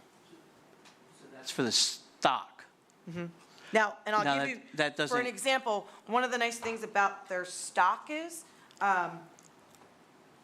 this is one of our volleyball uniforms, and because of the screen printing, it does break down. This is a year old, and it's already, to find out, you can look around, but it's kind of separating and stuff. Yeah. And I have to hold this uniform for 5 years, and this is after year 1. The nice part is, on this stock version, we can get it where the Coatesville's already embedded. And now this is gonna, in my eyes, I feel like this is gonna last 5 solid years. Yeah, You can do that garment decoration on Nike, on Under Armour too. It's just as long as it's polyester, that's just. You are correct. You are correct in using it in other different forms. And in talking with our coaches, the overall has been feel for Nike. It has been a conversation of what some of our uniforms already are Nike uniforms. So that's one of the reasons as to why we are looking to go to ask for the agreement for a Nike brand, because that's most of the ones that we already have. The other brand that we spoke to was Adidas. Most of our uniforms are not Adidas, and what it worked for didn't. We tried reaching out with Under Armour. Under Armour, we have not, unless we went to a third party, which was discussion with BSN. We are still looking to hold the relationship with BSN. We've spoke with BSN. We get all of our equipment there. This, we can't get any of our equipment. So this is strictly just Soft goods. uniform. So I'm sorry, hang on a second. Can we get her a handheld mic if she's not going to be at the podium, just so that people watching remotely can hear her? You're very good at projecting, and I feel like the microphones are still picking you up. I'll stay here. But I just want to make sure that people watching at home I'll can stay hear here you. now. I'm good. Thank you. Sorry. Just like even these things, like contrasting them. I think maybe also my struggle is, we're not like a Division I university. We're right? not. Do we need to have Nike everything, everywhere? Because if I look at this uniform and this, I don't know that one's different because they're completely different uniforms. I can't see that little Nike emblem when my kids are running around on the field. I get it, it's a pride point, like you want to have the best of everything. but I don't think you're going to save money by going with one place, one specific brand, and locking in fundraising through one specific brand. And it seems like also would be diminishing the possible revenue that like our booster clubs make. Nope, they're a separate entity. But looking at the contract now, has legal reviewed the contract? Has what? Legal reviewed the contract? So we have sent it. I believe we've been asked to. I kind of checked with Mr. Barbetta, too. There's some contradictions in the term, by the way. Yeah, the one says 6, one says 4. Correct. And then So when I'd they asked say them it to. says I did ask exclusivity's them in to there. lessen that. So with the one that I'd sent was with the 4 years, to correct that. And I did tell the Zach that I speak with and Keith that I speak with that it's for you guys to review and approve before we make sure it is all ready to go, set in stone. I'm struggling to see a benefit. Is there anyone else that'd like to make comments? I've monopolized the time. I'd just like to ask you, how time sensitive is this agreement? It feels like maybe if we took some time and didn't move it forward tonight, we might be able to resolve some of the concerns, get a legal review, make sure that our booster clubs can, have the freedom to fundraise with whatever provider they want to use, whether it's this one or another. Is that something that you feel like we could take some time to make sure we do this right? Sure. I'm sorry, yeah. Ideally, our next round of uniforms would be something for this spring. Okay. So that is something where we would start looking, for example, girls softball is up for their next uniform cycle. Okay. So that is something that we start to look into now to see what we have, what is out there, what they're interested as well. So if we didn't move this forward tonight, it wouldn't go to the meeting at the end of this month, but we could take some time to try to get some of these questions answered and discuss it again at the committee meeting in October, hopefully move it forward to the October end of month meeting. Would that still Yes, be in and I time can for- bring in the 2 representatives that I've spoke with, so then they can help understand a little bit more about what their, the intent is, and help avenue a little bit more of, the pipeline to make a little better for you guys as well, to answer all of your questions. It's just one thing that we see that I understand the cost, and I understand that it's a big concern, because it was always my big concern. My biggest thing to them was, what's the catch, right? Yeah. Because we can't put money up front. I can't meet a certain bar because of the way our uniform cycle is already. And I understand a Nike swoosh might not be what, might not stand out to the outside people, but I know with our athletes, when they're in type of this product, they feel good, they look good. And now when they walk to other schools where they might not have the best of everything else, when they walk into other schools, they will feel good and they'll be outfitted, all uniformed underneath, whether it's the same t-shirt, even if multiple activities are going on at the same time at that different school. Soccer, field hockey, football, everybody all looks the same. Yes, we might not be going towards a D1 idea, but it does help increase our mental, and it does help increase the look good, feel good. I want to play good for our district. I want to represent our district in a positive manner. So that's how I see it, and I hope you guys can see it by answering more of your questions in the next meeting. Yeah, I mean, you've clearly put a lot of thought and work into this, and I think we're not against it, we're curious, right? So I appreciate that your timeline allows us a little bit more time to make sure that all of the concerns that Director Seagreaves discussed are addressed before we move forward. Thank you so much for all of the time. Thank you. Let me just see, are there any other questions, if we're going to hold this one, are there any other questions people want to ask right now? Okay. If we do not want to move this one forward, I'm going to ask each member of the committee to say no. in moving it forward? No. No? Okay. Thank you. We'll Thank come you. back to you. Okay. Moving on to letter I, Giant Pharmacy, that the Board of School Directors approve the renewal to immunization administration agreement with Giant Pharmacy to hold a mobile flu vaccination clinic at the designated school buildings during in-service on October 3rd at the cost. The cost for these services will be free to all staff as presented. Any questions or comments from the committee on this item? Any questions or comments from the full board? Okay. Seeing none, all in favor of moving this on to the full board agenda, please say yes. Yes. Yes. Okay. Somebody kill this gnat, thank you. Letter J, Human Resources, that the Board of School Directors approve the creation of one full-time benefit specialist position to support the Human Resources Department as presented. I want to add a little context here for the committee.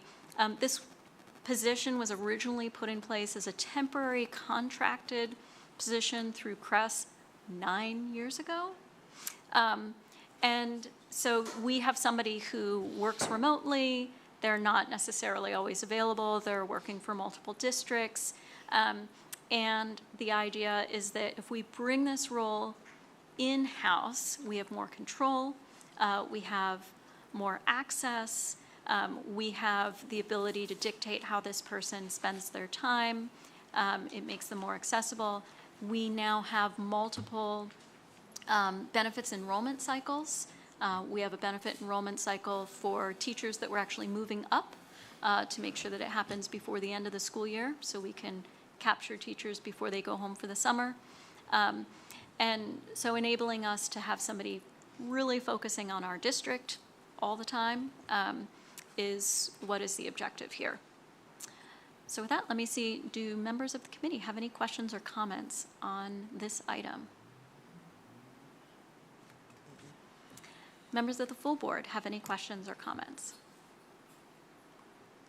Okay, all in favor of moving this to the full board agenda, please say yes. Yes. Yes. Yes. This will move to the full board agenda at the end of the month. Moving on to item K, Title I teaching assistants, reading support, that the Board of School Directors approve the addition of Title I teaching assistants at each of the schools to further support students in the area of reading as presented. Any questions or comments from the committee on this item? Okay, any questions or comments from the full board on this item? Seeing none, all in favor of moving this to the full board agenda, please say yes. Yes. Yes. Okay, that concludes our agenda items. We do have informational items. We have the account codes, legal fees. We have shown both the past fiscal year legal fees because there were some adjustments that needed to be made after the end of the fiscal year. And then we also have the beginning of this fiscal year, July 31st. I'll note that any expenses that happened during July that were actually attributable to the prior year, you'll see a positive and a negative. And that's basically, it was paid in July, but it's from last year, so we put it on and we take it off. So that's a fun accounting thing. There's also the medical claims, and then the ESSERS funding, which I think this might be the last time we have this on the agenda now that we have figured out how we're spending all the money. Is there any, there's no old business. Is there any new business? Okay, seeing none, we go to public comment. Miss Lori Shannon Bailey, you have the floor, my dear. Thank you.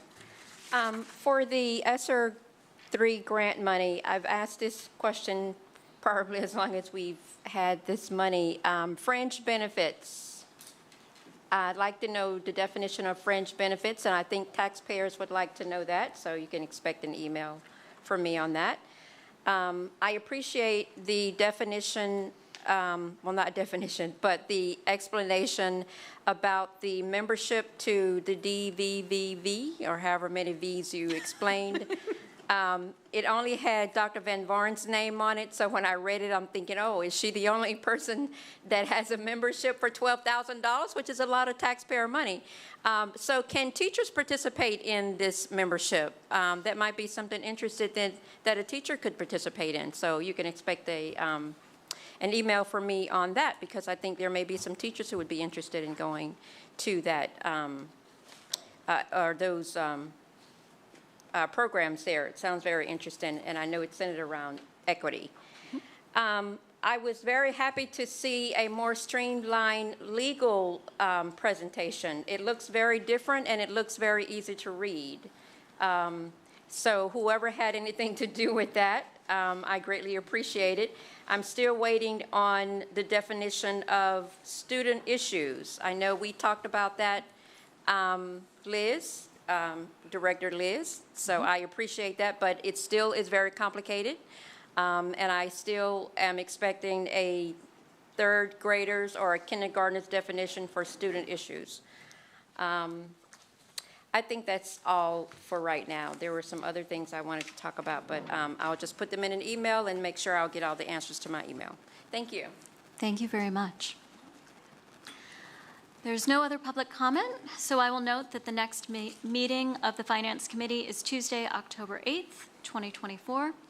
And with that, I adjourn the Finance Committee at 7:50 p.m. Thank you to our committee members. Next up will be the Operations Committee. Yes.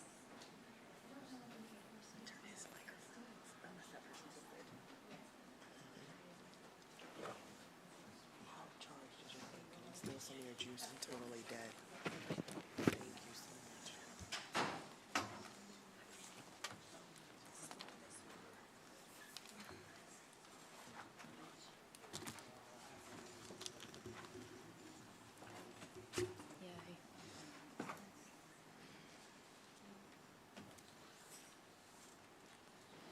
Okay, so I recognize Miss Tracy Parker because you taught my son. But Miss, I do not know you. I'm Nicole Merton from Facilities. Hi, Nicole. So nice to meet you. Thank you for joining our committee. All right. So we will proceed with the Operations Committee meeting. I, as Vice Chairman, Liz Muirhead, am filling in for my colleague Elgin Bailey, who is excused this evening. I recognize my fellow committee members for this evening, Liren Yako, filling in, and Steve Wilson also filling in. So thank you for joining the Operations Committee. And I recognize our staff member, non-voting participants in the committee. As I said in the previous committee, please, at any point that we're going through an agenda item, and I invite the committee to comment, feel free to ask any questions or comments you may have. And thank you so much for being willing to take your time and participate in this. Okay. We will move on to the approval of the minutes for August 13th, 2024 of the Operations Committee agenda. Are there any objections to approving the minutes for that meeting? Okay. Seeing none, those minutes are so approved and placed on file. And I apologize, I usually have more insight on what's on the agenda, but I was not expecting to fill in and run this committee. So I'm probably going to ask you all to provide more information that I would normally know. So apologies in advance for that.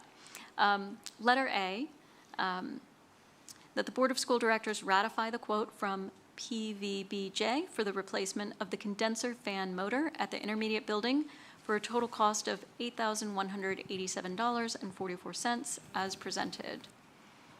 Is there someone who can just be available to quickly give us context on each one of these since I don't have it? Yes, Mr. Brazil, come on down. Love that. Yeah, okay.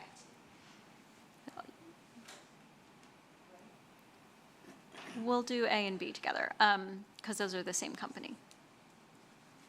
Okay. Jeff, can you talk about both A and B, the intermediate high school condenser fan motor, and B, that the Board of School Directors ratify the invoice from PVBJ for the compressor replacement at North Brandywine Middle School for a total of $8,568.05? Thank you. These are parts that have expired their lifetime. We need them in order to operate the HVAC system, and they're essential for the operation of safe environment in the buildings. So this is essentially routine replacement and maintenance? Correct. Okay.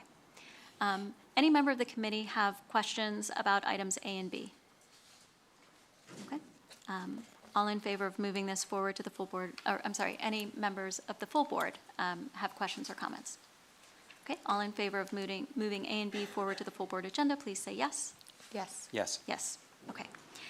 Letter C, Heim Company, that the Board of School Directors approve the proposal from Heim Company for replacement control board on the York chiller at the intermediate high school for a total cost of $13,645 as presented.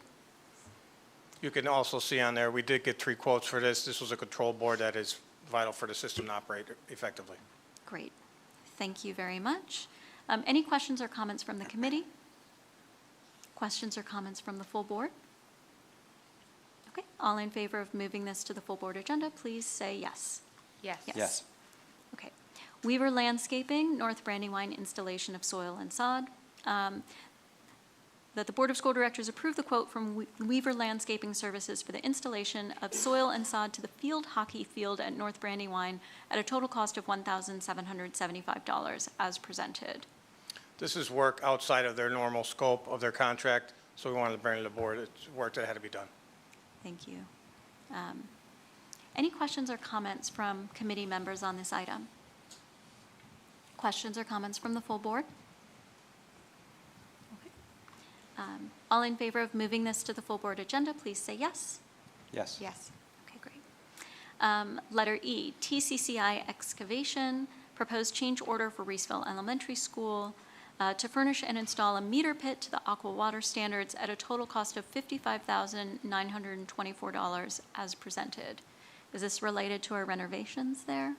It is. Originally, when ICS was here, they had assumed that it was a one-piece pit, when in fact they did some more investigation. It was not. It was a poured floor, 2 sides, and a poured top. So this is in the infancy stage. We thought we'd bring it to the board, make sure we had everything up front. Great. Any questions from committee members on this? Any questions from the full board? All in favor of moving this to the full board agenda, please say yes. Yes. Yes. Yes. Okay.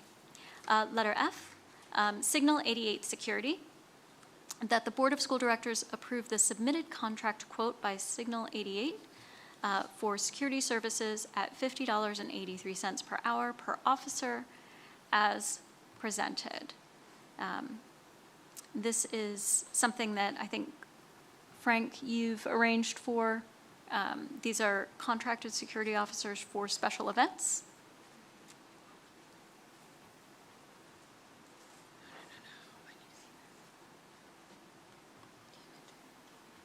Good evening, guys. Yes, it is.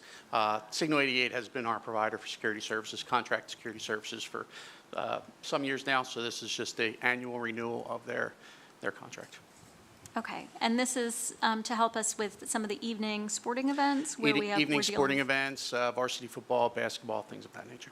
Great, where we're dealing with larger crowds and we don't necessarily have the staff Correct. in-house for that. Yes.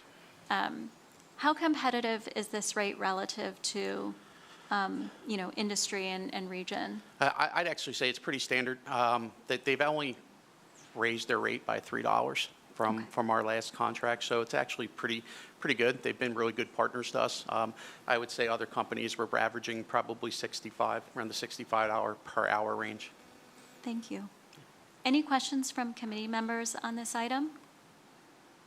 Any questions or comments from the full board on this contract? Not necessarily this particular contract, or maybe it does apply, but do we have like people here when there's not event, like a major event, like practices and all of that? Not from Signal 88. No, we have our own officers that are here at night. They're usually scheduled till about 8 p.m., so they're out there covering the campus and any extra events that we have. We also have our officers that work the soccer games and things of that nature as well. Okay, thank you. Any other questions? Okay. Seeing none, all in favor of moving letter F to the full board agenda, please say yes. Yes. Okay, it is so moved. Moving on to, thank you, Frank. Moving on to letter G, AES Benner Building A-phone intercom equipment, that the Board of School Directors approve the submitted quote by AES to provide installation of SALOX access control and airphone intercom equipment for $12,457 as presented. Is this something that's related to security as well? Is that why you're hanging out? It is. Okay. Cool. I got the hold. All right. It is, yeah, actually. It's the east side door of the Benner Building that actually leads up to our cyber program. Okay. So the door and the airphone there needed to be replaced. So that's something that we've installed now that we've moved that program into that area. Correct, so we yeah, it's can definitely a necessity. So Absolutely. we can keep that entrance Yep. secure. Great. Any questions from committee members on this item? Any questions from the full board? Okay, seeing none, all in favor of moving this to the full board agenda, please say yes. Yes. Yes. Okay. Harris Technologies, CASD Access Control Project, Phase 1 for the senior high school and intermediate high school, paid for with ESSER's grant funding at no cost to the Coatesville Area School District at a total cost of $406,290.24 as presented. So this is the video cameras.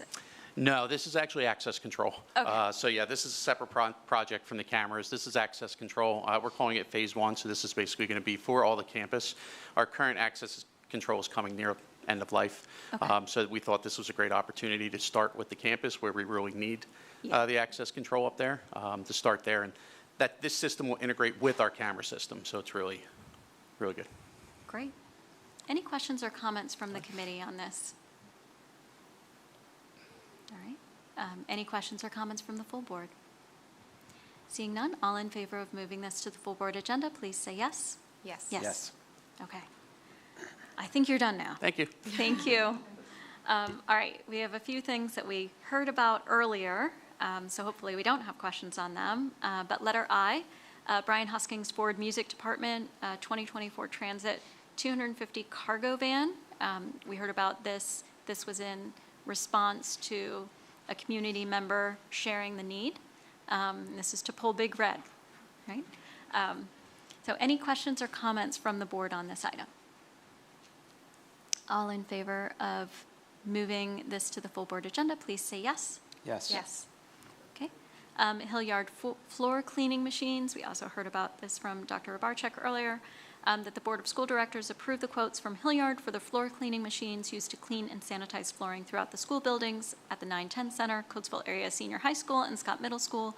Total amount of $104,003.15 as presented, also funded through ESSERS. Any questions from the committee on this? Any questions from the full board? All in favor, please say yes. Yes. Yes. Okay. And Webster's Fitness Products, Cash Physical Education Cardio Equipment, that the Board of School Directors approve the proposal from Webster's Fitness Products to update Cash's treadmills and bikes that are included as part of the physical education program and support cardio training for the CASD sports teams. New equipment will have state-of-the-art technology and provide students with real-time data regarding their workout sessions at a total cost of $158,360 as presented. Any questions or comments on this item? From the full board? Okay, go ahead. Thank you. I feel like I'm the annoying person tonight, I'm sorry. I really did have questions on how this all came about. It opened up just questions of what is the inspection cycle of our equipment in the gyms, and like why this particular gym was the one that was chosen, and it's just really general questions about this, because I think there was a larger proposal, 'cause there's more pages. Like, why was this the one that was selected? Because I know there was confusion, even when Dr. Rabarczyk and I were talking there was confusion as to which room, and so it got all jumbled and confused, and I'm just trying to make sense of it all, make sure that all of our students are protected, because I think there's some failing equipment in multiple locations that are really not safe. I did look at the 8-9 gym today, the weight room, where there's strength training classes during the day, that the school district has a class in there. There's many athletes that go there after school. We do have paid strength training coaches that are paid to be after school and work those rooms. And all of the weight racks are failing, every single one of them. The spring loads that hold them in place are not working. All of the heavy lifting equipment are peeling. The floor has damage. So I just didn't know is this the only place we should be spending on just these equipments? Is every single piece of equipment in this room failed?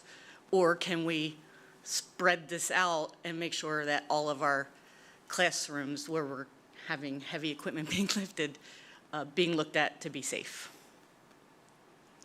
Who wants it? Nobody. Dr. Robarczyk just walked out because he's handling a situation.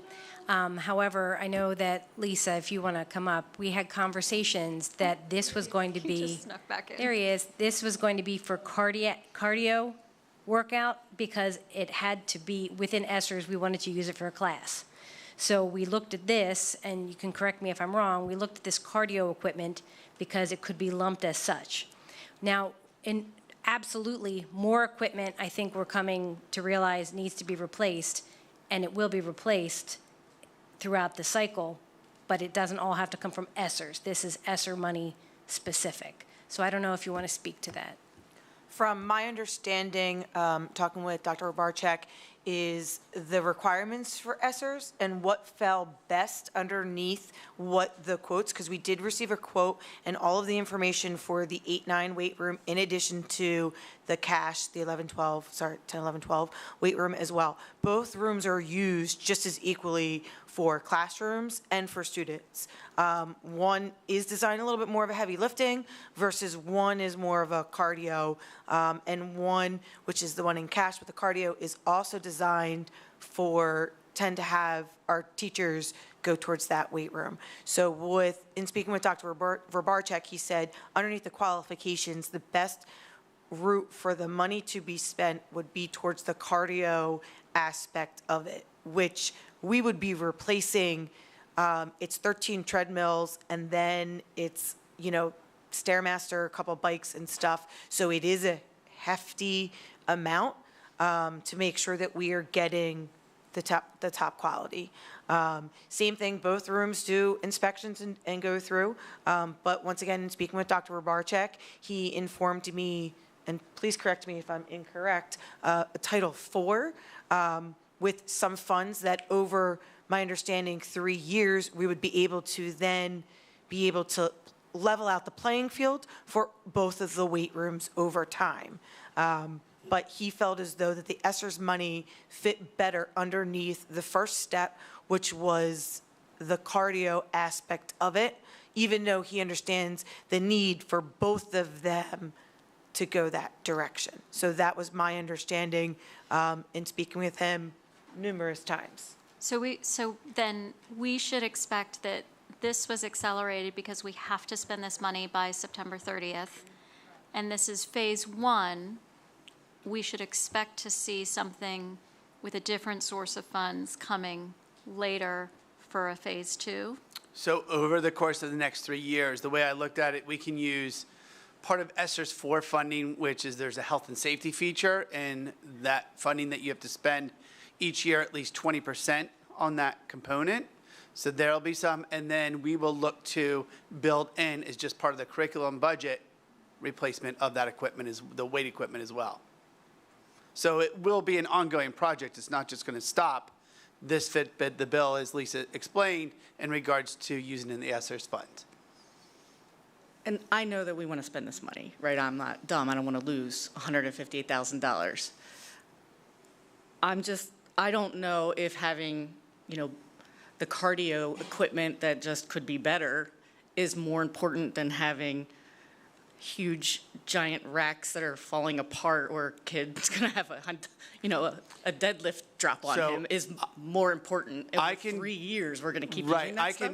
I can justify getting repairs made to some of that rack equipment and everything over a treadmill completely shutting down, the motherboard completely going out, way more expensive than servicing weight equipment. That's why I can build it over a 3-year period. And talking with Lisa, that replacement component will be there. But all this electronic components and these bikes, you dated up to 15 years, some So of the from equipment. When it was built in 2007. So all of that electronic, I mean, it's not just necessarily the electronics, they're just used so much, both. The wear and tear. The wear and tear is different than what it is also on what he's describing and what you're seeing in the 8-9 building. They're both getting damaged, they both haven't been reused. So Dr. Barczyk and I felt as though that this was the better route to then, with the help of the other funds, go through it. When these decisions are being considered and made, like, is the instructors that are in the room every day and the coaches that are using it, or the students, like, consulted, considered? Like, how's that process come when it goes to choosing priorities? Well, yes, I mean, they have to have a say. They're talking to Lisa, they're giving her feedback and everything. I'm looking at it more in the class perspective than the sports teams, I'm going to be honest, because the classes are the dynamic of what the ESSER's funding is for in the sense of learning loss. Yes, weight rooms are used for some of those classes. I would say this equipment is used more in that regard. And again, replacing a bike or a Stairmaster or something like that is going to be way more costly in the forefront, that I'm not going to have that funding there. Where the weight room, if some servicing, I can carve out $1,000, $2,000 for some servicing that may need to be done, and waiting for the replacement in the next 2 to 3 years. That's the way I looked at it. So the classes that are available in the 2 different locations, I mean, I don't know every class that we offer, gym-wise or exercise, but I know we have strength training in that same room that I'm just concerned about. That's a class, correct? Or no? I might be wrong these days. No, I'm not saying it's not a Yes. class, but when you look at the wear and tear of the equipment itself, like what's the need standing right now? Yes, that weight equipment needs to be replaced or serviced, but these machines are getting to be close to 15, 16 years old, that they're not going to last that much longer whatsoever. So like I said, I'm just trying to prioritize what would be the replacement need immediately, where I can service some of that weight equipment, and it's still safe and everything. Nothing's happened to it, but, well, that I know of. I mean, I haven't heard any stories. Have you, like, I don't mean like to be, but have you gone in there and looked at them? Yeah, I mean. The weight racks? Yes.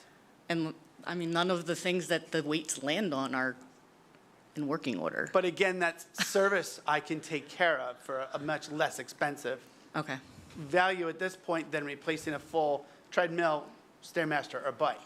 That's what I was looking at. Right. I mean, I just know because I was They in need football. attention. Like That's- that, I don't think the school's ever put any money in that room. That has all been funded by booster clubs over the years. I guess they can't sustain it any longer. And that's why, like you're seeing tonight, the contract for the wood shop. We're bringing someone in to service that equipment because it hasn't been touched in a number of years.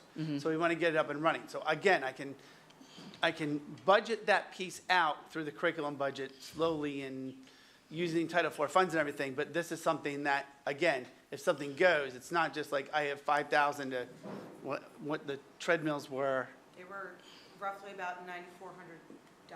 Yeah, $9,400 Yeah. just to pull out. Again, there's a difference between the maintenance and cost to those.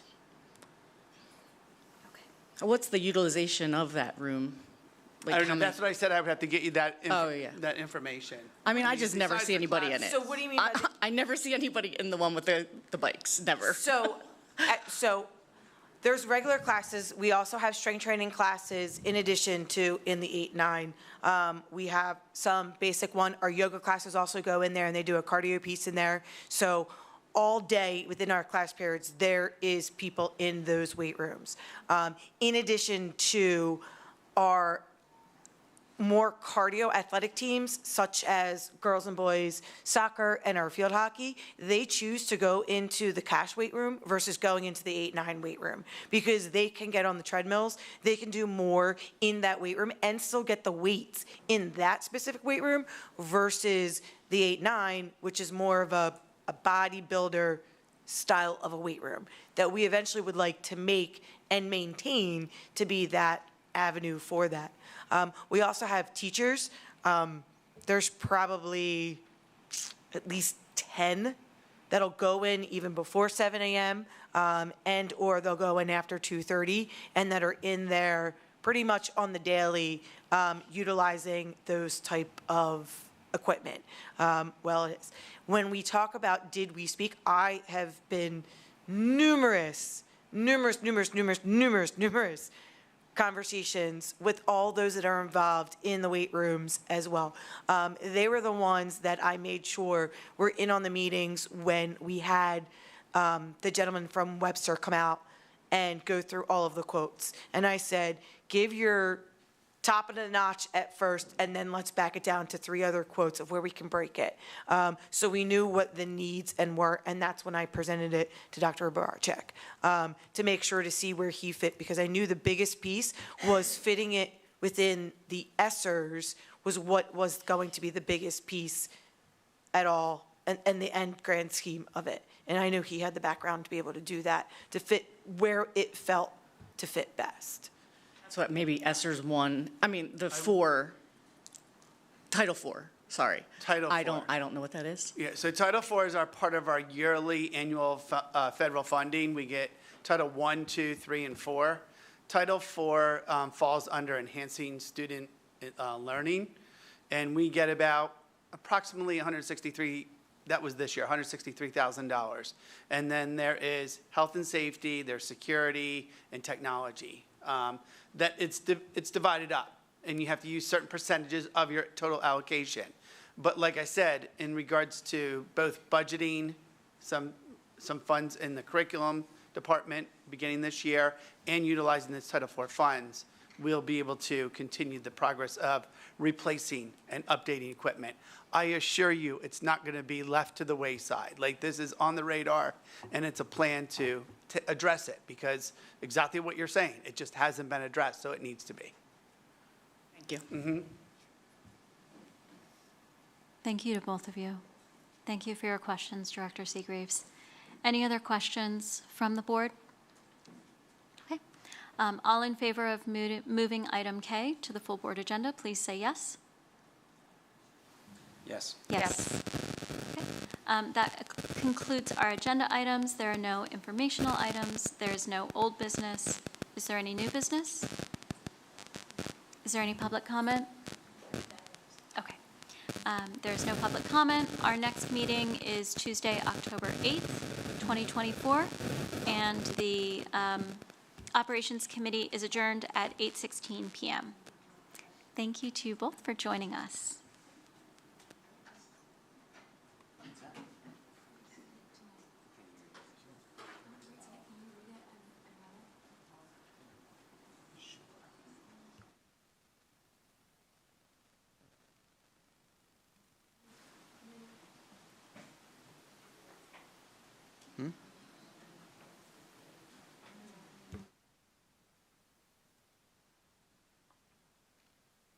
Because I can't hear you. Yeah. I'm going to ask them to introduce themselves.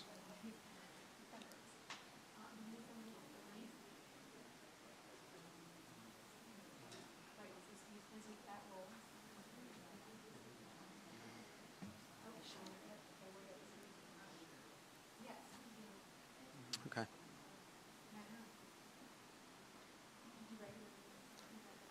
Going to call the policy meeting to order at 8:17. And I'd like to acknowledge Shauna Maxwell and Liren Yako.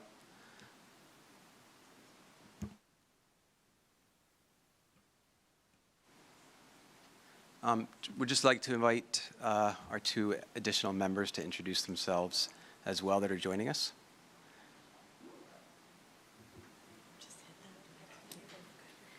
I'm Melanie Town. I am one of the special ed teachers in the 8-9 center. I'm Amy Brown. I'm Principal Secretary. Thank you both for joining us. As Ms. Mayer had said previous to committee meetings, you're welcome to ask questions or make comments, just as the other board members are this evening. All right? I'd like to start with approval of the minutes. Any reason not to push the approval of the minutes forward to the full board meeting? Okay. If you agree, please say yes. Yes. Sorry. Okay, we have no presentations. Meetings will be pushed forward to the full board meeting. Agenda items, we have A. And give me a moment, my computer's lagging. Be great. That would be great. Kim? These are just, this is just an update to your public records policy to make it clear that, as permitted by state law, that anonymous submissions will not be fulfilled. And moreover, everybody has to use the form. There's not going to be a right-to-know request that's honored unless it's on the appropriate form. Okay, do any committee members have any questions or comments? Any additional board members?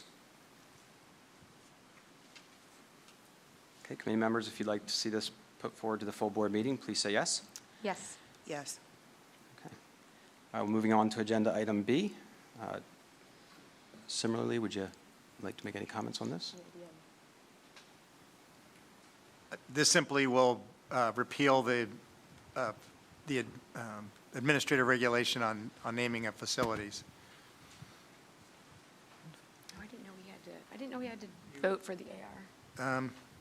You really don't. This is an AR, so it was already repealed last month, so this can be removed. He said you had to put a repeal for an AR on twice? The reason the AR is being repealed is that there are 2 ARs with almost identical procedures.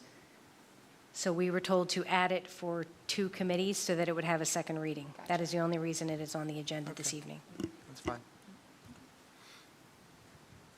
So after today, it's done. Any other questions from committee members or comments?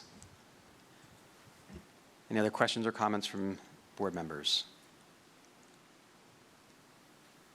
Okay, committee members, if you agree to see this pushed forward to the full board meeting, please say yes. Yes. Yes. Okay, be pushed forward to the full board meeting for approval. Moving on for informational items. Policy 247AR0. Any comments?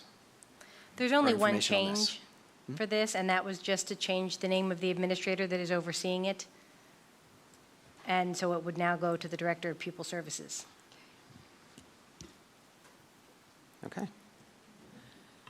There's no old business? Any new business? Okay.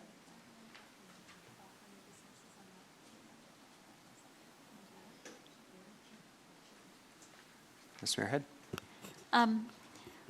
We have had a few times a community member come forward and express some questions or concerns about certifications and whether they can be made public, whether there are background checks for board members, and I would like us to, take some time, not necessarily tonight, but at a future policy meeting, to discuss what the law and policies are around that community member's concerns.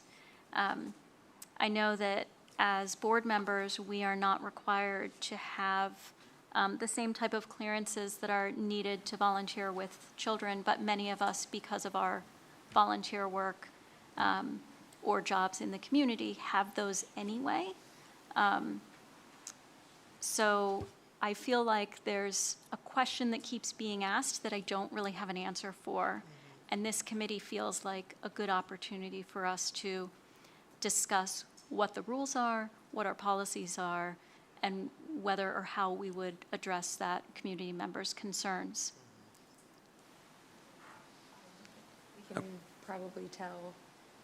We should probably tell Holly that so that we can put that on the next agenda, whether it's an informational or, all right, there we go. Great. So hopefully we will address that. Thank you.